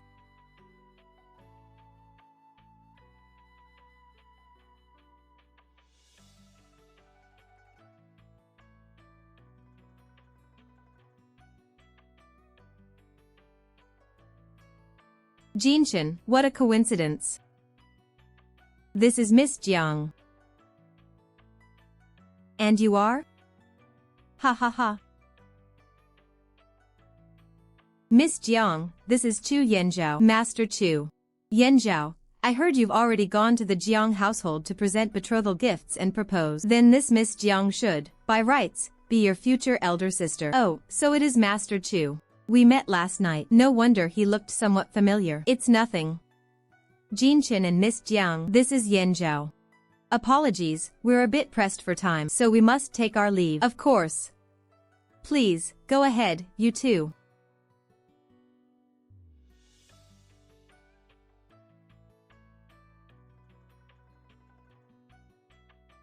That pretty boy we bumped into at the master's door. That so-called Master Chu. I saw the way he was looking at you. It didn't seem friendly at all. All smiles on the surface, like a blooming flower. But underneath, who knows what schemes he's hiding. All fake and proper. You've only been with me a few days, and you've already learned to read faces and tell fortunes? Heh heh. Isn't it just one takes on the color of one's company? Stay close to the master, and your eyes get sharper, being steeped in it day after day. This humble one's eyes have got to be polished bright too, right? See if there's anything you'd like to eat. This place does Jiangnan cuisine and a few imperial pastries quite well. Anything simple will do. Order an extra portion for him. Make these few items a bit more generous in portion and set an extra bowl and chopsticks. You have a kind heart. That day, his behavior was frivolous. If it had been anyone else, even if they didn't beat his soul to pieces, they would have meted out some punishment. Not only did you keep him by your side, you even indulge his petty appetite. You can see ghosts. It isn't through spells that make them visible, but an innate sight beyond that of ordinary people, able to peer into both realms. Or do you rely on something else?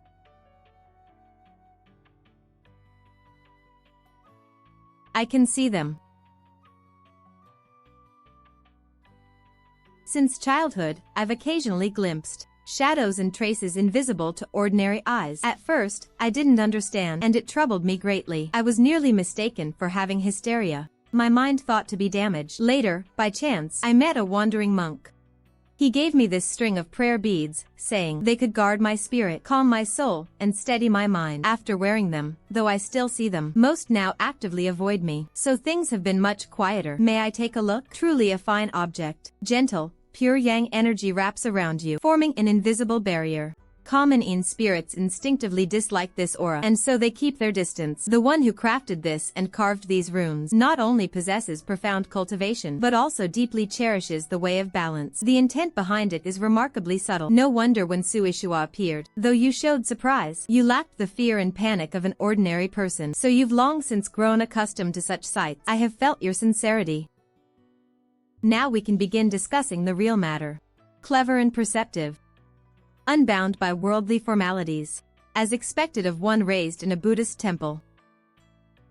I imagine you've already heard about my mother's identity, so I won't elaborate. After giving birth, my mother was bedridden with illness and passed away within just a few years. The official record states the Grand Princess was laid to rest in the Imperial Mausoleum, as custom dictates. However, after extensive investigation on my part, I discovered that what was sent to the Imperial Mausoleum that year was not my mother's true remains. Who was it that stole your mother's body? It was my father.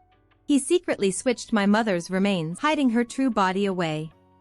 And inside the Imperial Mausoleum, a meticulously prepared substitute was placed instead, Duke of Xie. Do you have your mother's birth date and time? Preferably precise to the hour. Yes.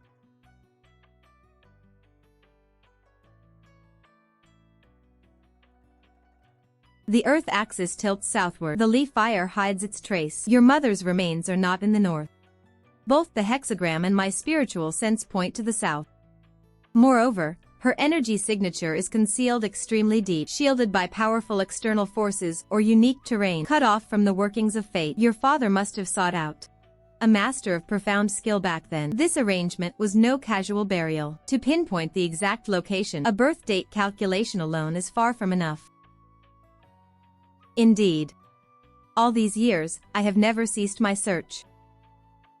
7 times, I secretly dispatched my most elite shadow guard to follow my father's route south in secret, but every single time, just as they neared the border of that region, they were blocked by an invisible barrier. Sometimes it was a dense fog suddenly surging through the mountain forest. My men would abruptly lose focus at some river bend for a moment. By the time they came to, my father's trail had been erased, as if from thin air. So thoroughly, it was as if he had never been there. This matter.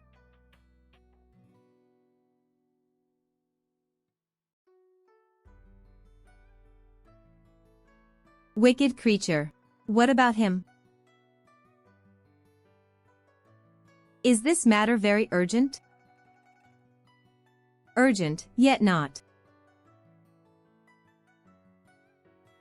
I have already waited over 10 years. A few more days will make no difference. All right. Then wait another 2 months. 2 months? Yes. Once I have extracted myself from the Jiang family, then I shall accompany you on a journey south, leaving the Jiang family. Good.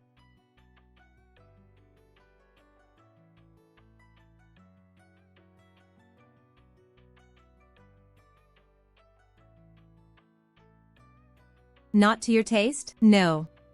It's just that every time the full moon arrives, my appetite inexplicably wanes. It's tolerable in the early morning, but worsens afternoon. Today is the 15th.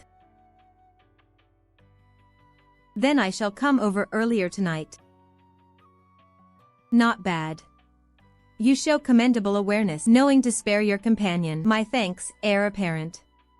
For that discerning eye of yours, should a day come when you tire of being this bothersome heir, dealing with all that stifling protocol and treacherous scheming, the rear gate of our southern Chan temple might just consider opening for you.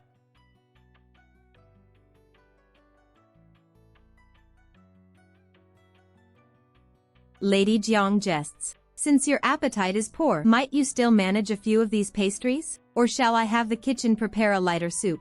No need. The hour grows late. I should take my leave. I'll have my guards escort you back by carriage. Thank you. Eldest miss, you have returned. The master and madam await you in the reception hall. This way, please. Dushing, you're back. Have you had your evening meal? Shall I have the kitchen prepare something for you? Humph. Out of the manor all day, every day, always running about outside. What sort of conduct is that? If you have something to say, say it. If not, I didn't come here specifically to be lectured. You dare defy me? Duxing has only just returned to Changling. She is curious about everything. Going out to look around is no great matter. Only, in the future, when you go out, bring more attendants, so as to spare your father and me from worry. Master, please calm your anger. Oh, right. Tomorrow is the flower viewing banquet at the Princess Yongning's estate. The invitation arrived some time ago. Mother had several new outfits tailored for you earlier. The fabrics and styles are all the latest fashion. They will be sent to your courtyard shortly. See if they fit. Do you like them? Tomorrow will be fine. Dress appropriately. All right. Stop right there. Your sister's marriage to the Chu heir has been formally settled. At tomorrow's flower viewing banquet, all the prominent families of Changling will be there. When you go, you should know what to say, and what not to say. Do not bring shame upon the Jiang family, and do not cause any trouble, you wretched child. Look at him. Look at how he shows no respect for his elders. At first, I pitied him for leaving home so young to endure hardship at the temple. I wanted to make it up to him, but what does he do? He scales the walls and sneaks out at night. And now this attitude. Does he even care about this family? Does he even see me as his father? Father, don't be angry. It's not worth ruining your health over. Tomorrow, your daughter will keep a closer eye on our eldest sister. I will make sure he doesn't breach etiquette at the banquet. Please, calm yourself.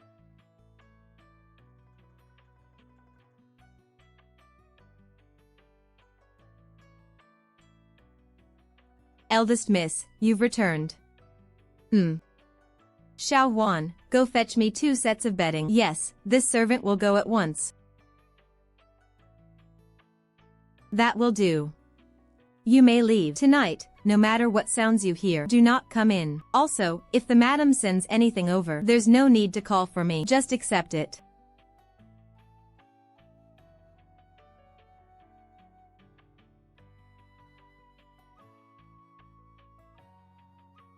Master. When you stare at this humble one like that, do you have any orders? In a couple of days, when the Su family retrieves Su Ishua's remains and his lingering obsession is resolved, I will be sending him into the cycle of reincarnation. What about you? What is your lingering obsession? Su Ishua's great vengeance has been achieved. His heart's desire is fulfilled. He can enter the cycle of reincarnation. You linger in the mortal realm, clinging to a paper effigy. There must be a reason. Is it revenge? Someone you can't let go of? Or you simply don't want to leave? Why not take this chance and go with him? At least you'd have company on the road to the underworld. Master, you can't send me away. I'm very useful. Really, I can still help you with so many things. Just let me hang around a few more days. No, let me serve you a few more days. Please. How about I go scare the wits out of that useless sister of yours? I guarantee she'll have nightmares every night. Or I could slip into your fool of a father's study and breathe some mean energy her way. Make her suffer a little too. Master, I'm really useful. Don't send me away. Let go.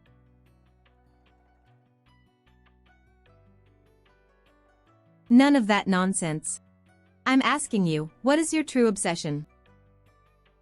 Me? I'm just a short-lived ghost. Didn't do any great evil in life. Just muddled through and then, gone. My greatest obsession is simply not being reconciled to it. I just want to live a little longer. See more of the world's excitement. Taste more delicious things I never got to try. Even if it's like this. Just to stay a while longer would be enough. That's my only wish. Of course, if I can help you, Master, even better. Master, your powers are profound. Following you, I'm bound to see some excitement. Fine. Once I've left the Jiang household, I will indeed need a steward to handle daily affairs. But a spirit lingering long in the mortal world is not the proper path. Clinging to a paper effigy is no lasting solution, and it will wear upon your own soul as well. I can take it. Master, choose me. In life, I may never have managed a household, but I'm clever. I learn fast. I can do anything. Serving tea and water, sweeping the courtyard, running errands and delivering messages, guarding the door and watching the house. Well, guarding might be a bit much, but I can scare people. Master, just let me hang around a few more months. Once I've helped you get everything in order, you can send me off to be reborn then, all right?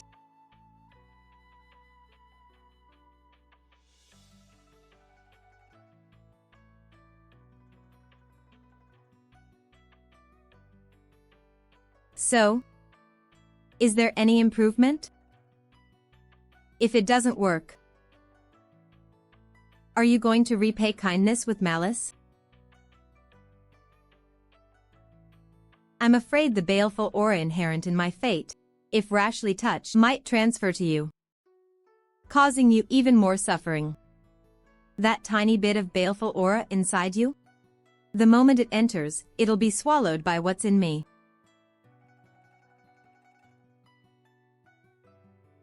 You also harbor a baleful aura? And it flares up like this every full moon?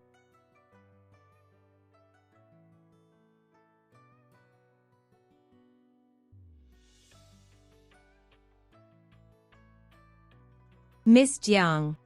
You knew all along, didn't you? Knew I carry a baleful aura and perhaps other things I'm unaware of. You having me come on the 15th each month, it was never about some imaginary illness. Right from the start, you were after borrowing this aura of mine. Isn't that right? What else, Ercier? Did you think I was just bored out of my mind, inviting you to stargaze every 15th moon gazing?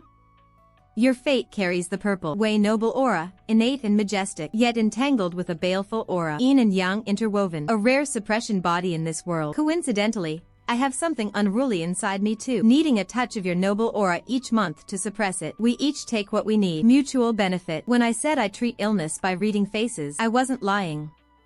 That face of yours, along with your life's fate and fortune, truly can cure my affliction. Rest assured, it does you no harm. This purple aura stems from your fate, ever renewing and unceasing, lending me a sliver of it to suppress the dark aura. For you, it might even lessen your own baleful influence. That lonely, harsh fate of yours, consider it a mutual benefit. As for the baleful aura clinging to you, just chalk it up to my kindness. I removed it for you while I was at it. Humph.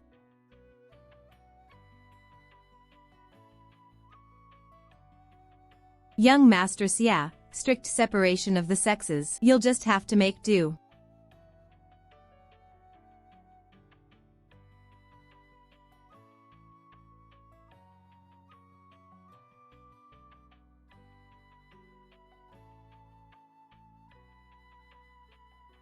Fine words, strict separation of the sexes.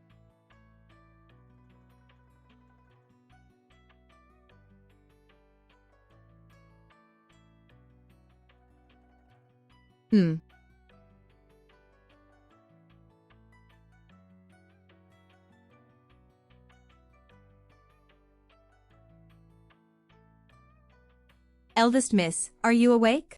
Madam has sent Nanny Zhao over. She says she is here to help with your toilette for the flower viewing banquet at Princess Yongning's estate later. Let her come in.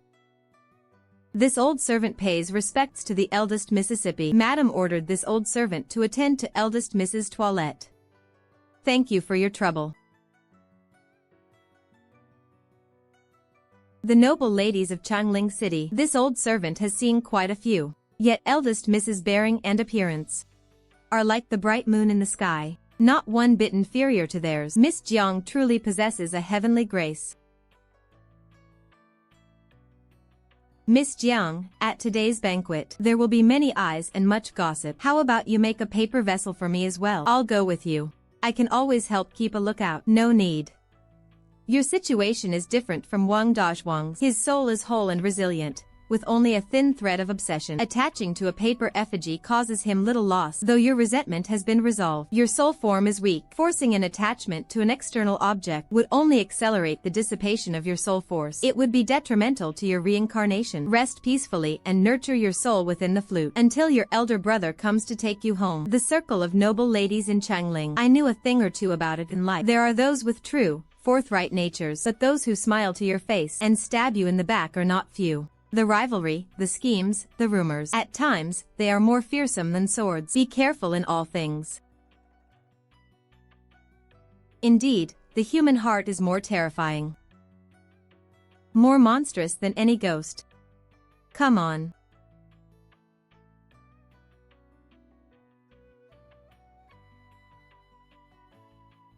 Oh my, douching. All dressed up like this. Your mother can barely recognize you. Truly, you don't pale beside any noble lady in Changling. You flatter me. Mother, you only ever praise sister. I spent ages choosing this outfit and these hair ornaments today, And you haven't even taken a proper look yet. Oh, look at you, child. Getting jealous, are we? Our Wanqing is, of course, absolutely wonderful too. This cherry blossom pink suits you best. So charming and lovely. It delights me just to look at you.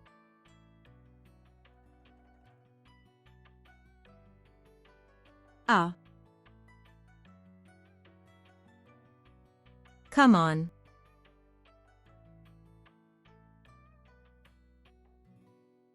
All right, hurry along now. Don't be late.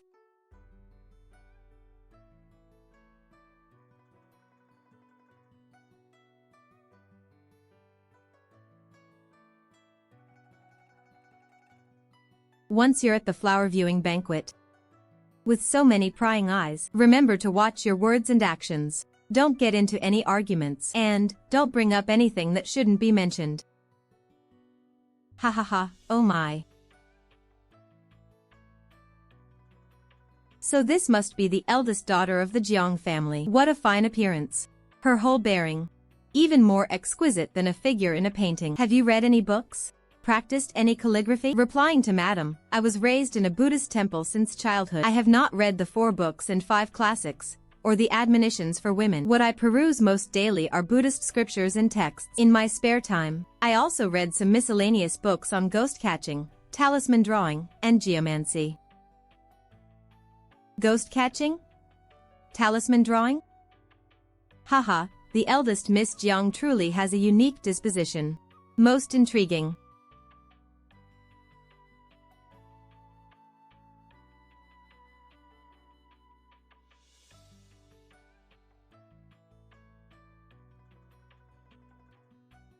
What are you looking at? You can see me? Since I have already passed away, why do I linger in the mortal realm instead of going where I should? My name is Meng Shuiyan. My father is Meng Qingxi, an instructor at the Imperial Academy. Miss Meng, how did you meet your end? It's a bit embarrassing to admit. I threw myself off Sunset Cliff outside the city. Miss Jiang, I've wandered for 3 days since. Sometimes I catch whispers from other wandering spirits. They say there's a truly gifted master in this world, one with a merciful heart, who helps lost souls resolve their lingering attachments and re-enter the cycle of rebirth. See, could you help me? I don't cling to the mortal world out of greed. I just have unanswered questions in my heart and unresolved grievances I can't leave in peace. Fine. Stay by my side for now. We'll talk in detail once things here are settled. Thank you, Miss Jiang. I, Shuiyan, am deeply grateful.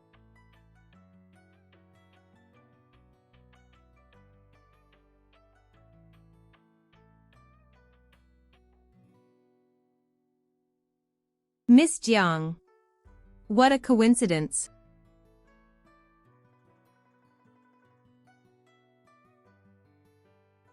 Who are you? That's the second time. He was almost certain Jiang Dusheng was doing it on purpose.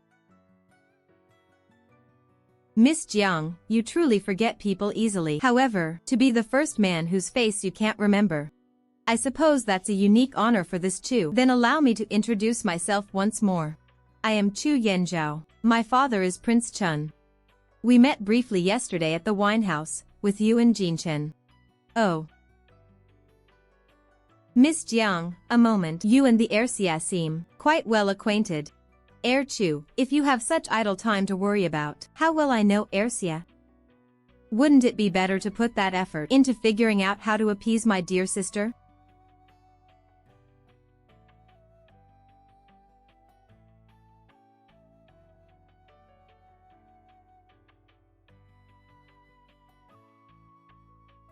Dusheng, where did you go? The banquet is about to begin. Don't wander off again. Go find the second young Mississippi. Don't let her miss the hour. Yes, ma'am.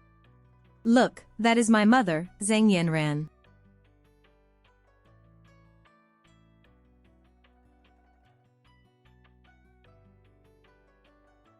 Haha.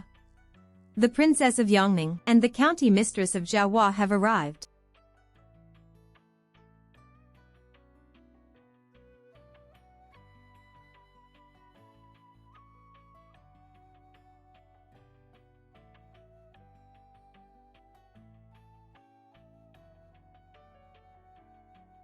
Everyone, no need for such formality. Please, rise.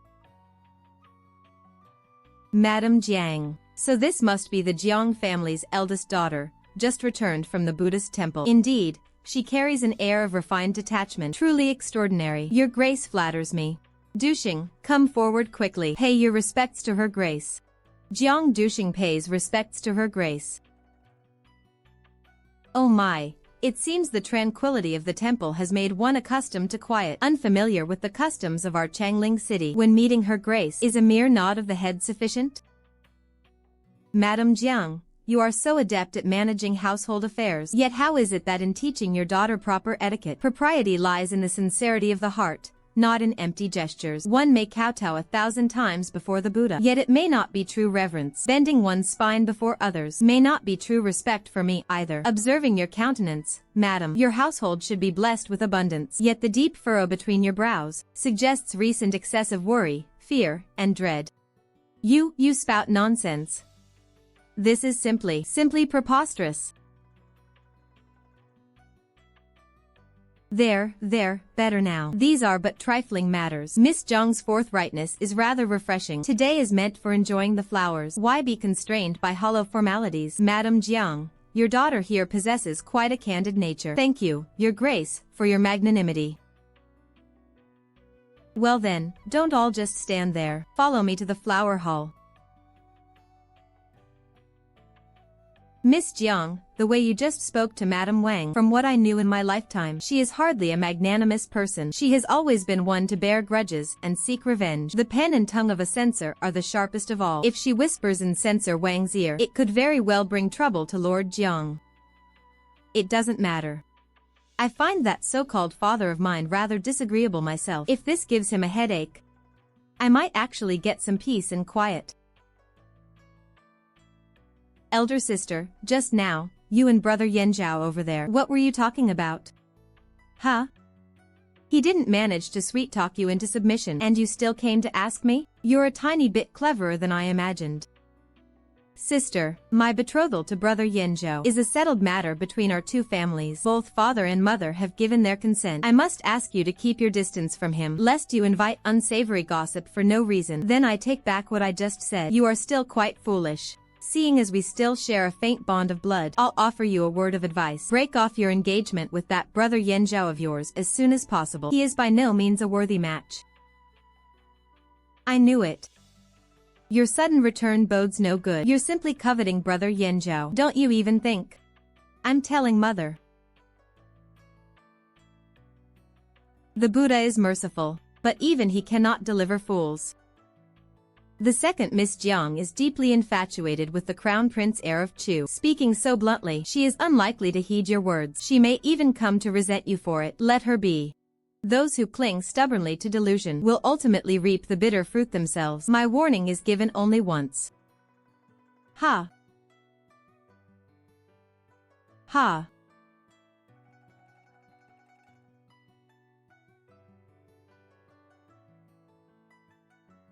Let the banquet begin. Ha ha ha. Speaking of which, the young ladies in this garden today, each and every one is a splendid bloom, a delight to behold.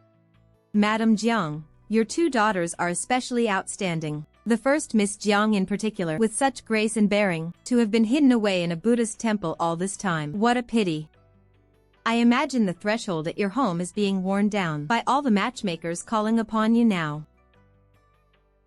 Oh dear, my memory fails me. A piece of old news suddenly comes to mind. Many years ago, the first Miss Jiang and the Crown Prince heir of Prince Chun, were they not betrothed before birth? It was a verbal agreement made by the two family patriarchs. At the time, it was celebrated as a wonderful story. What a shame that later, times have changed, and people are no longer the same. Lady Wang, you jest. Those were just drunken jests our elders made. They were never meant to be taken seriously. The children have all grown up now, each with their own destiny. Jests, you say? I remember them quite clearly. Back then, when old Master Jiang and the old prince were drinking, they pointed and said they would arrange a marriage. Many people heard it. Oh, right. They even exchanged jade pendants at the time. So, just because the eldest Miss Jiang has been away from the capital for so long, does that mean this matter no longer counts? But then, I suppose it's only natural. Now, Prince Chu and the second Miss Jiang are a perfect match in talent and beauty. A match truly made in heaven. Why bring up old tales? It's just that the elder sister's marriage prospect was instead taken up by the younger sister. What a curious twist of fate. A wonderful story indeed.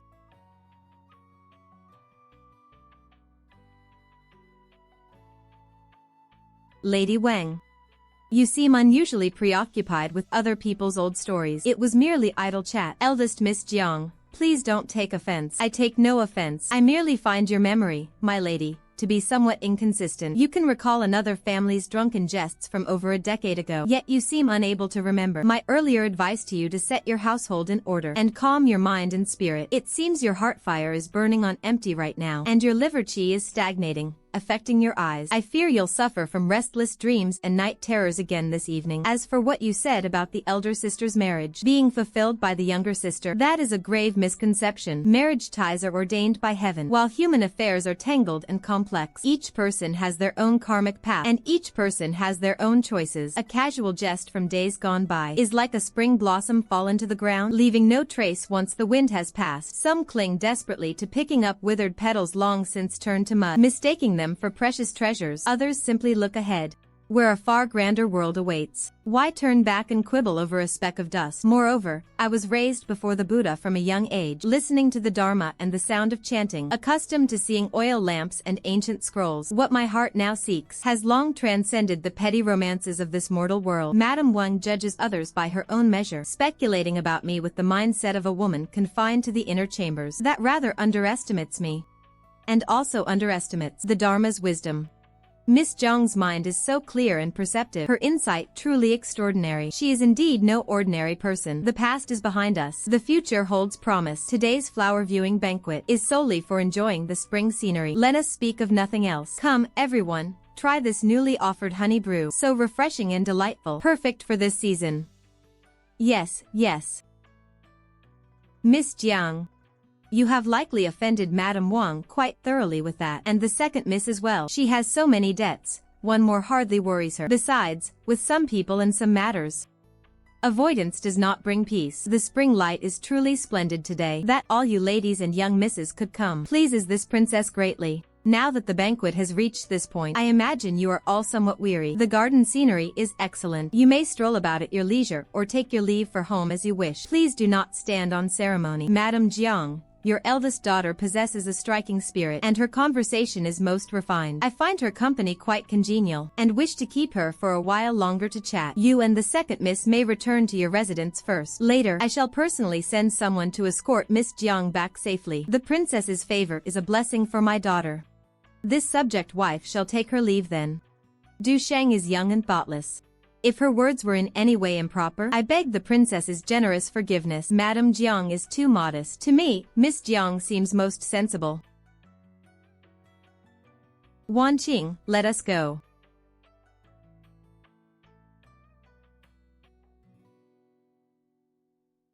Miss Jiang, I did not keep you here merely for idle chatter. During the banquet, when you read Madame Wang's face, your remarks were remarkably incisive. I am most curious. During your time in the Buddhist temple, aside from chanting sutras, did you perhaps study other arts as well? Your Highness, you have kept me behind, surely not just for idle talk, or to confirm whether I have studied other arts. You wish for me to help you find someone, or perhaps a ghost.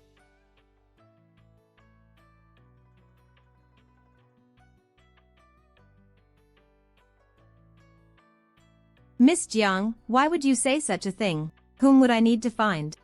Your Highness need not test me. If I am not mistaken, the true purpose of today's banquet was to select a suitable match for Princess Jiahua. It was only after that dispute with Madame Wang that you glimpsed something out of the ordinary, and on a whim, decided to keep me here alone. Am I right? Between your Highness's brows lingers a trace of sorrow that years have not dispelled. It concerns not your own person, but rests entirely upon someone else. It is an unresolved longing for one now gone. If my guess is correct, the one your Highness cannot let go of is a person. Oh, no, should be someone deceased. A man. A few years older than you, I would say. In life, he was surely a refined, scholarly gentleman.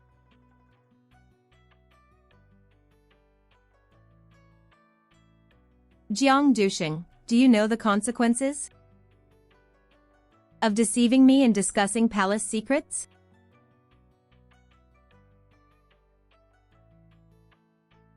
It is only natural that your highness does not believe me. This world is full of charlatans and tricksters. Yet that man wore an old pouch at his waist. Its style was utterly ordinary, a base of plain blue cotton, its edges worn and faded white. The embroidery was no common flower or bird, but a few stalks of ink bamboo. The bamboo leaves were sparse, yet the brushwork had a lean, spirited elegance. The needlework was not exquisitely fine. In places the stitches even seemed stubborn and hurried, but the devotion in it could not be concealed. Its tie was a faded indigo silk cord. At the end, there's a tiny green jade bead.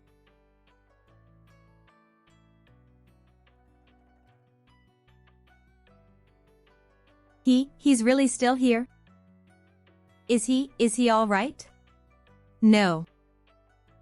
Your Highness, I can see him. And I can make him visible to you as well. But nothing in this world comes without a price. I wish to make a deal with your Highness. Let's hear it. It's simple. First, I need your Highness, on suitable occasions, to acknowledge and vouch for my abilities. No need for grand proclamations. Just, in the future, before influential madams, noble concubines, and ladies of rank, a passing mention will suffice. Say that I resolved a small vexation for you. That will let certain people in Changling city's circles know, more or less, that Jiang Dusheng possesses skills they might find useful, or perhaps, skills they should be wary of. Second, when the time comes, I ask your Highness, from your position, to express understanding for my departure from the Jiang family, or at least, not to obstruct it, and not to join in the public censure. You have quite the appetite. My influence is not so easily borrowed. Furthermore, how do you prove you truly have the skill to resolve my troubles merely by describing a pouch? Spirit, calm and manifest, temporarily bridge the yin and yang.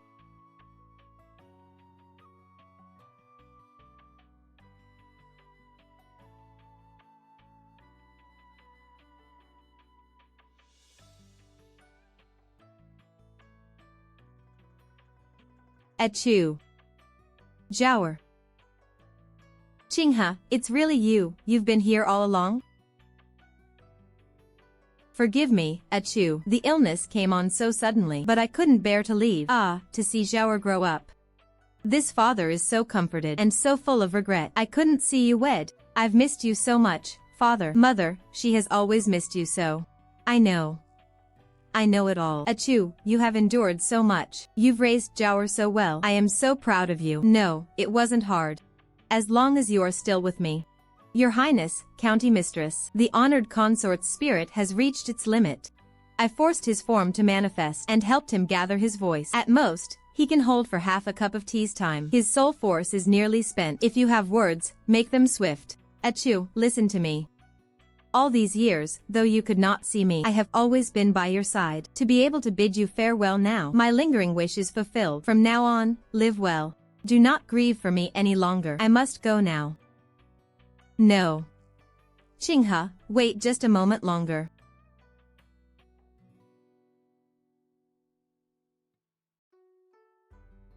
Take care, my Achoo, my Jower.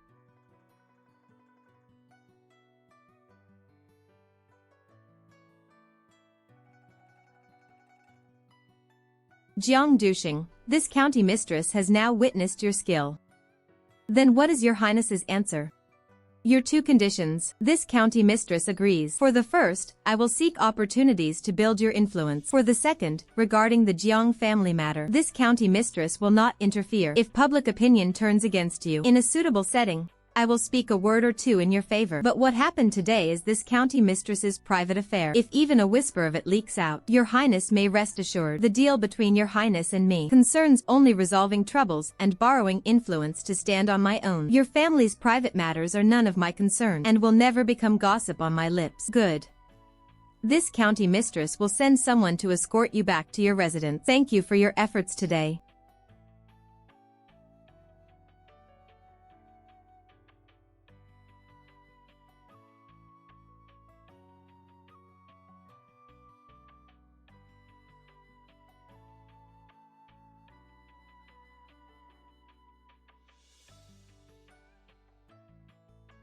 Do you have any idea what kind of position you put me in with those words at the county mistress's manor today? How do you expect me to hold my head up in front of those ladies and madams from now on? How can I ever face them? They will all laugh at me behind my back. Brother Yinzhou. What will Brother Yinzhou think when you face me? You're always so eloquent and sharp-tongued, aren't you? So why, just now at the flower viewing banquet, when faced with the censor's wife's veiled, cutting remarks, did you stand there like a mute, not uttering a single word? You only know how to turn those red eyes on me afterward. Or do you think, just because there's some pitiful blood tie between you and me, that your tantrums and tearful complaints in front of me mean I should show you some forbearance, or even take responsibility for your foolishness? You have time to block my path here.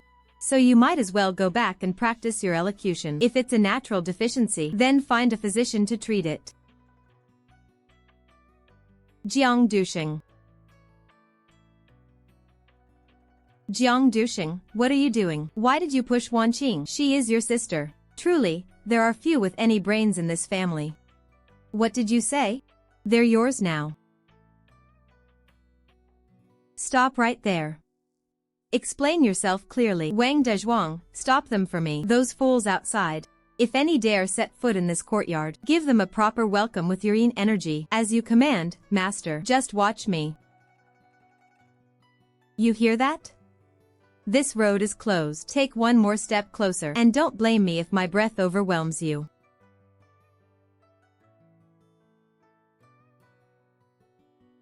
Stand back. This is not a living person. Eldest brother, what kind of demon or monster is this? Let's leave this place first.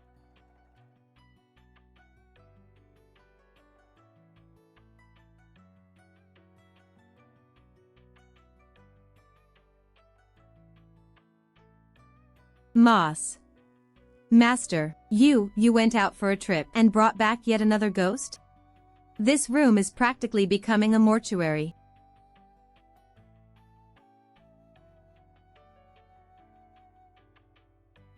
Sister Meng.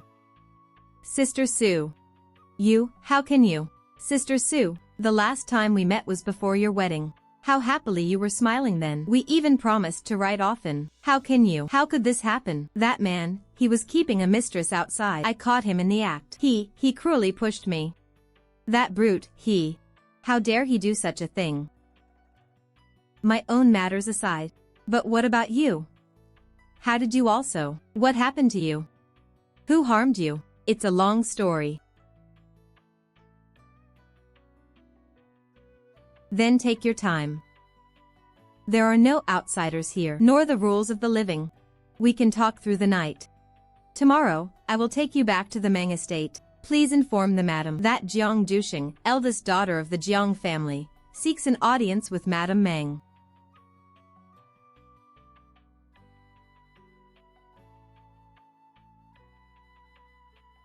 Miss Jiang, you are also a daughter of an official household. You should understand propriety, righteousness, integrity, and honor. Why resort to such absurd and misleading claims to deceive and bewitch my wife, causing her mind to wander, and her words and actions to lose all reason? What exactly are you scheming?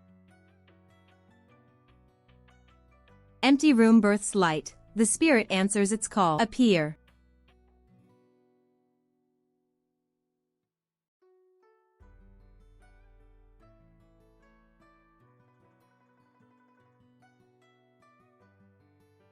Yenner.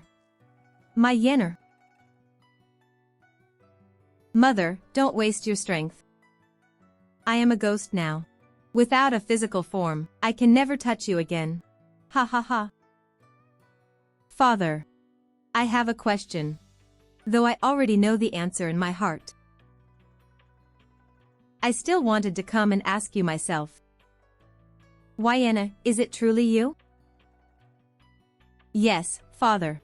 I only learned after I died that if a person harbors deep obsessions and overwhelming unwillingness, their spirit cannot pass on. It can only drift in a daze, lingering around the place of its obsession. I wandered Changling City for a long time, until I met Miss Jiang. Only then could I return to ask you this. Father, can you answer me now? When you insisted on betrothing me to that man, refusing to hear a single word of my pleas, after you learned I had jumped off the cliff, the moment you saw my body, Did you feel even the slightest, faintest regret?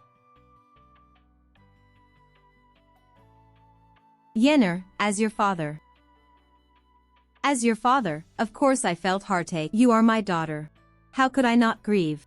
Marriage is a momentous affair. Since ancient times, it has followed the parents' command and the matchmaker's word. I selected a family of good standing for you, considered your future prospects, all out of my deepest care. It was for your future security, for the honor of the Meng family. You are still young, ignorant of life's hardships. How could you be so willful, casting aside your parents' heartfelt efforts, and resort to such a drastic act?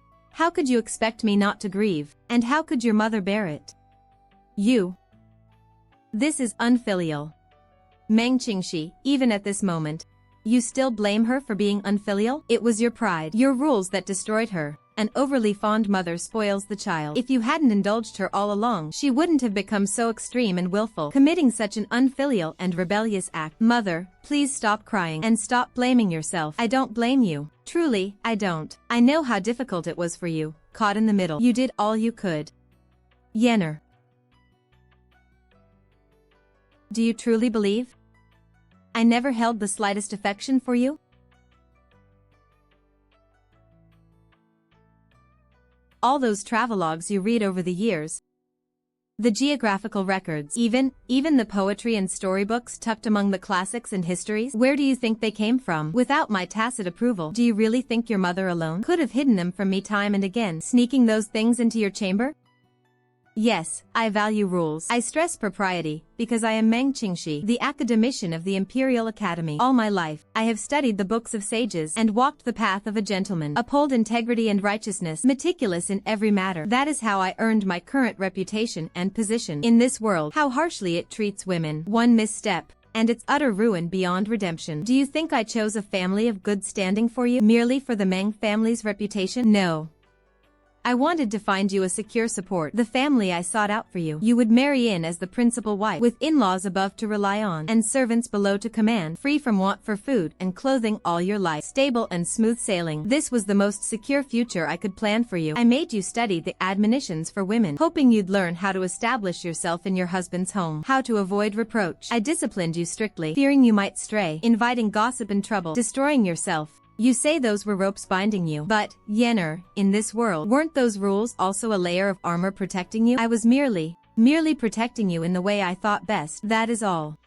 The freedom you wanted, the mutual affection you desired, such vague, elusive things, how can they fill your belly? Have I not seen and heard enough tragedies?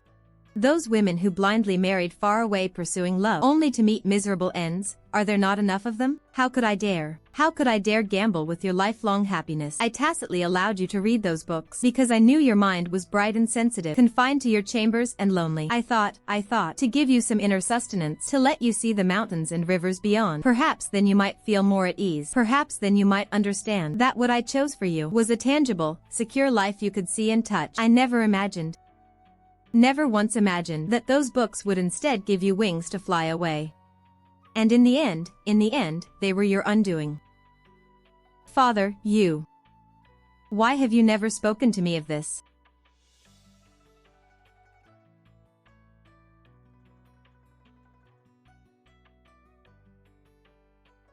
Hearing you say these things, it makes me very happy.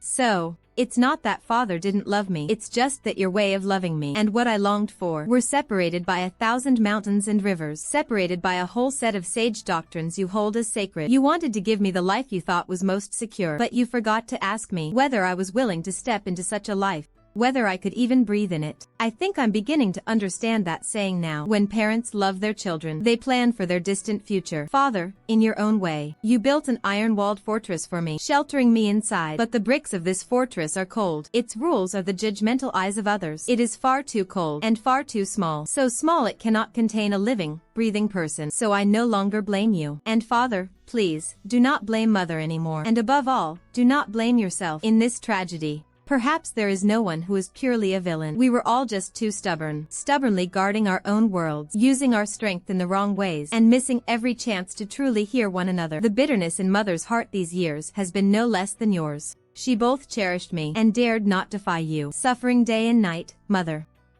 She is not made of stone, either. She was simply trapped by her own reasoning, using the wrong methods. I must go now. Miss Jiang, thank you for bringing me here, allowing me to voice what was in my heart, and to hear an answer I never expected. The knot in my heart is now untied.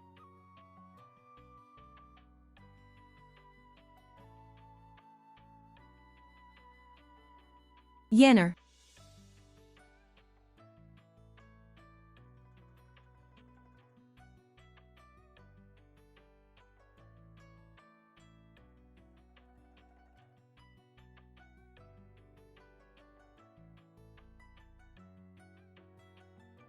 Miss Jiang, what's wrong? It's nothing. Just now, watching Lord Meng and Lady Meng, I suddenly realized how deeply your parents love you both. It's just that love takes different forms. Your parents' love is unreserved tenderness, wishing only for your peace and joy, shielding you from the slightest grievance. But Meng Shuiyan's father, his love is more like a strictly ordered courtyard. He poured his heart into building it for her, every brick and tile placed without the slightest deviation. He believed he'd given her the strongest shelter, yet forgot to ask if she even liked the view from within. Eldest Miss, Lady Su has sent someone, saying it's an urgent matter. She insists you must come at once.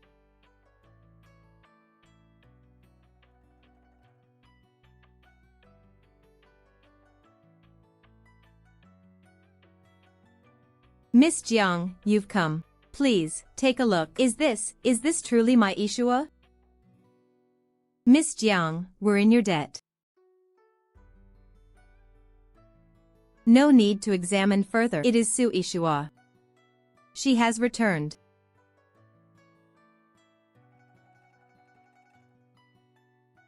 Have you decided where she will be laid to rest? We don't want her to face more gossip after all she's endured. We won't hold a grand funeral or alert too many people. We've already found a quiet spot, in secret, on the rear hill near the nation-protecting temple, with hills at its back and water before it. It's deeply serene. We thought we'd let Ishua rest there in peace.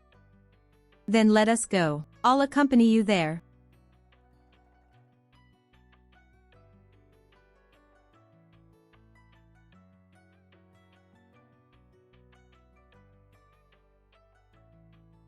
This is the place. Miss Jiang, please look. Fine.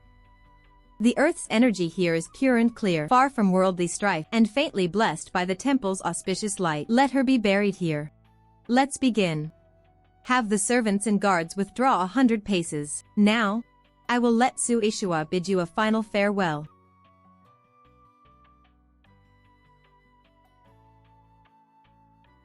Oh, my children. Ha ha ha.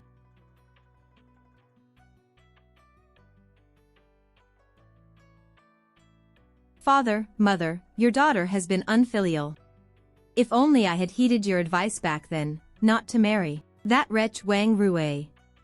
How much better that would have been. No, it's not your fault. It's mother's fault. Your father and I are useless. We couldn't protect you. My Ishao, it's father's fault. Father shouldn't have been angry with you. Shouldn't have thought that once you married, you were water thrown out. Father should have sent more people to watch over you. It's father's fault. No, father, mother, it is your daughter who was wrong. Your daughter was wrong to be so naive, wrong to believe that my arrogant love could overcome the wickedness of others, wrong to break your hearts and still stubbornly go my own way. This bitter fruit is mine alone to taste. Elder brother, after I'm gone, you must take good care of father and mother. You must also find a good wife for yourself. Live a peaceful and smooth life. Rest assured, your elder brother promises you. Father, mother, your unfilial daughter. With this first bow, thanks you for the grace of giving birth and raising me. I repent my willful and reckless actions which turned my parents' hearts to ash, sending the white-haired to bury the black-haired. A grief that severs the heart. With this second bow, I thank you for the grace of not abandoning me. Even though your daughter was disobedient and married far away, committing a grave error, you still exhausted all efforts to find my remains and for my afterlife, a peaceful, pure land.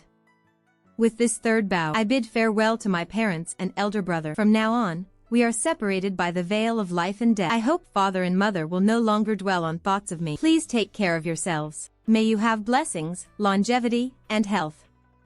Your daughter, I am. Are you ready?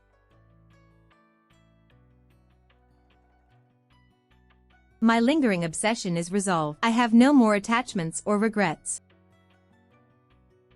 I'm sorry, but the time has come. Father, mother, elder brother. You can all relax. The road to the Yellow Springs is long, but I am not alone. I have Sister Meng to accompany me. We've agreed to go together. To keep each other company on the journey. I won't be afraid. O soul, return and rest. Mortal ties are now absolved. Resentments and impurities, dissolve. The spirit's path ahead, now clear. By this sacred decree we now proclaim to open the road and guide your way. Let the Pure Land's path open wide.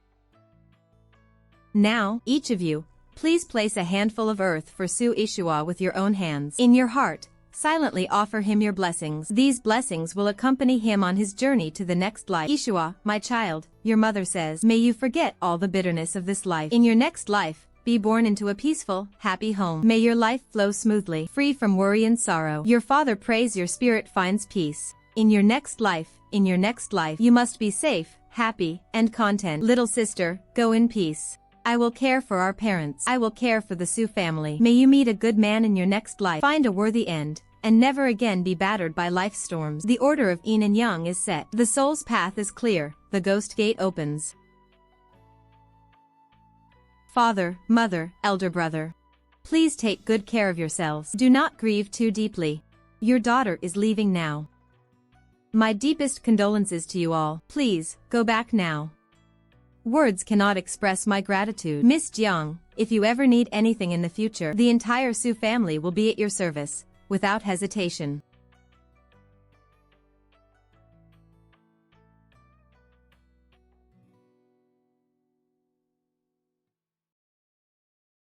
Master, you've finally come. While you were away these past few days, people have been coming daily to ask when you'd return. They're all returning customers who saw your skills last time, and some who came looking for you just based on your reputation. I've been busy with some matters these days. Found some free time today, so I came to cast 3 divinations. Master, there's something I must tell you.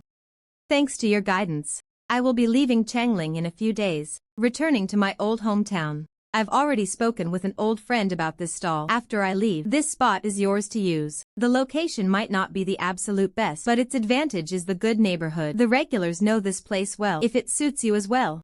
Our paths crossed in this life, so we must share some fate. Wear this charm close to your body. It can ward off one common misfortune and keep you safe on your journey home. Thank you, Master. Thank you for this generous gift, Master. This old man is deeply grateful. In a certain way, Jiang Wanqing and Chu Yenza are truly a match made in heaven, equally insufferable.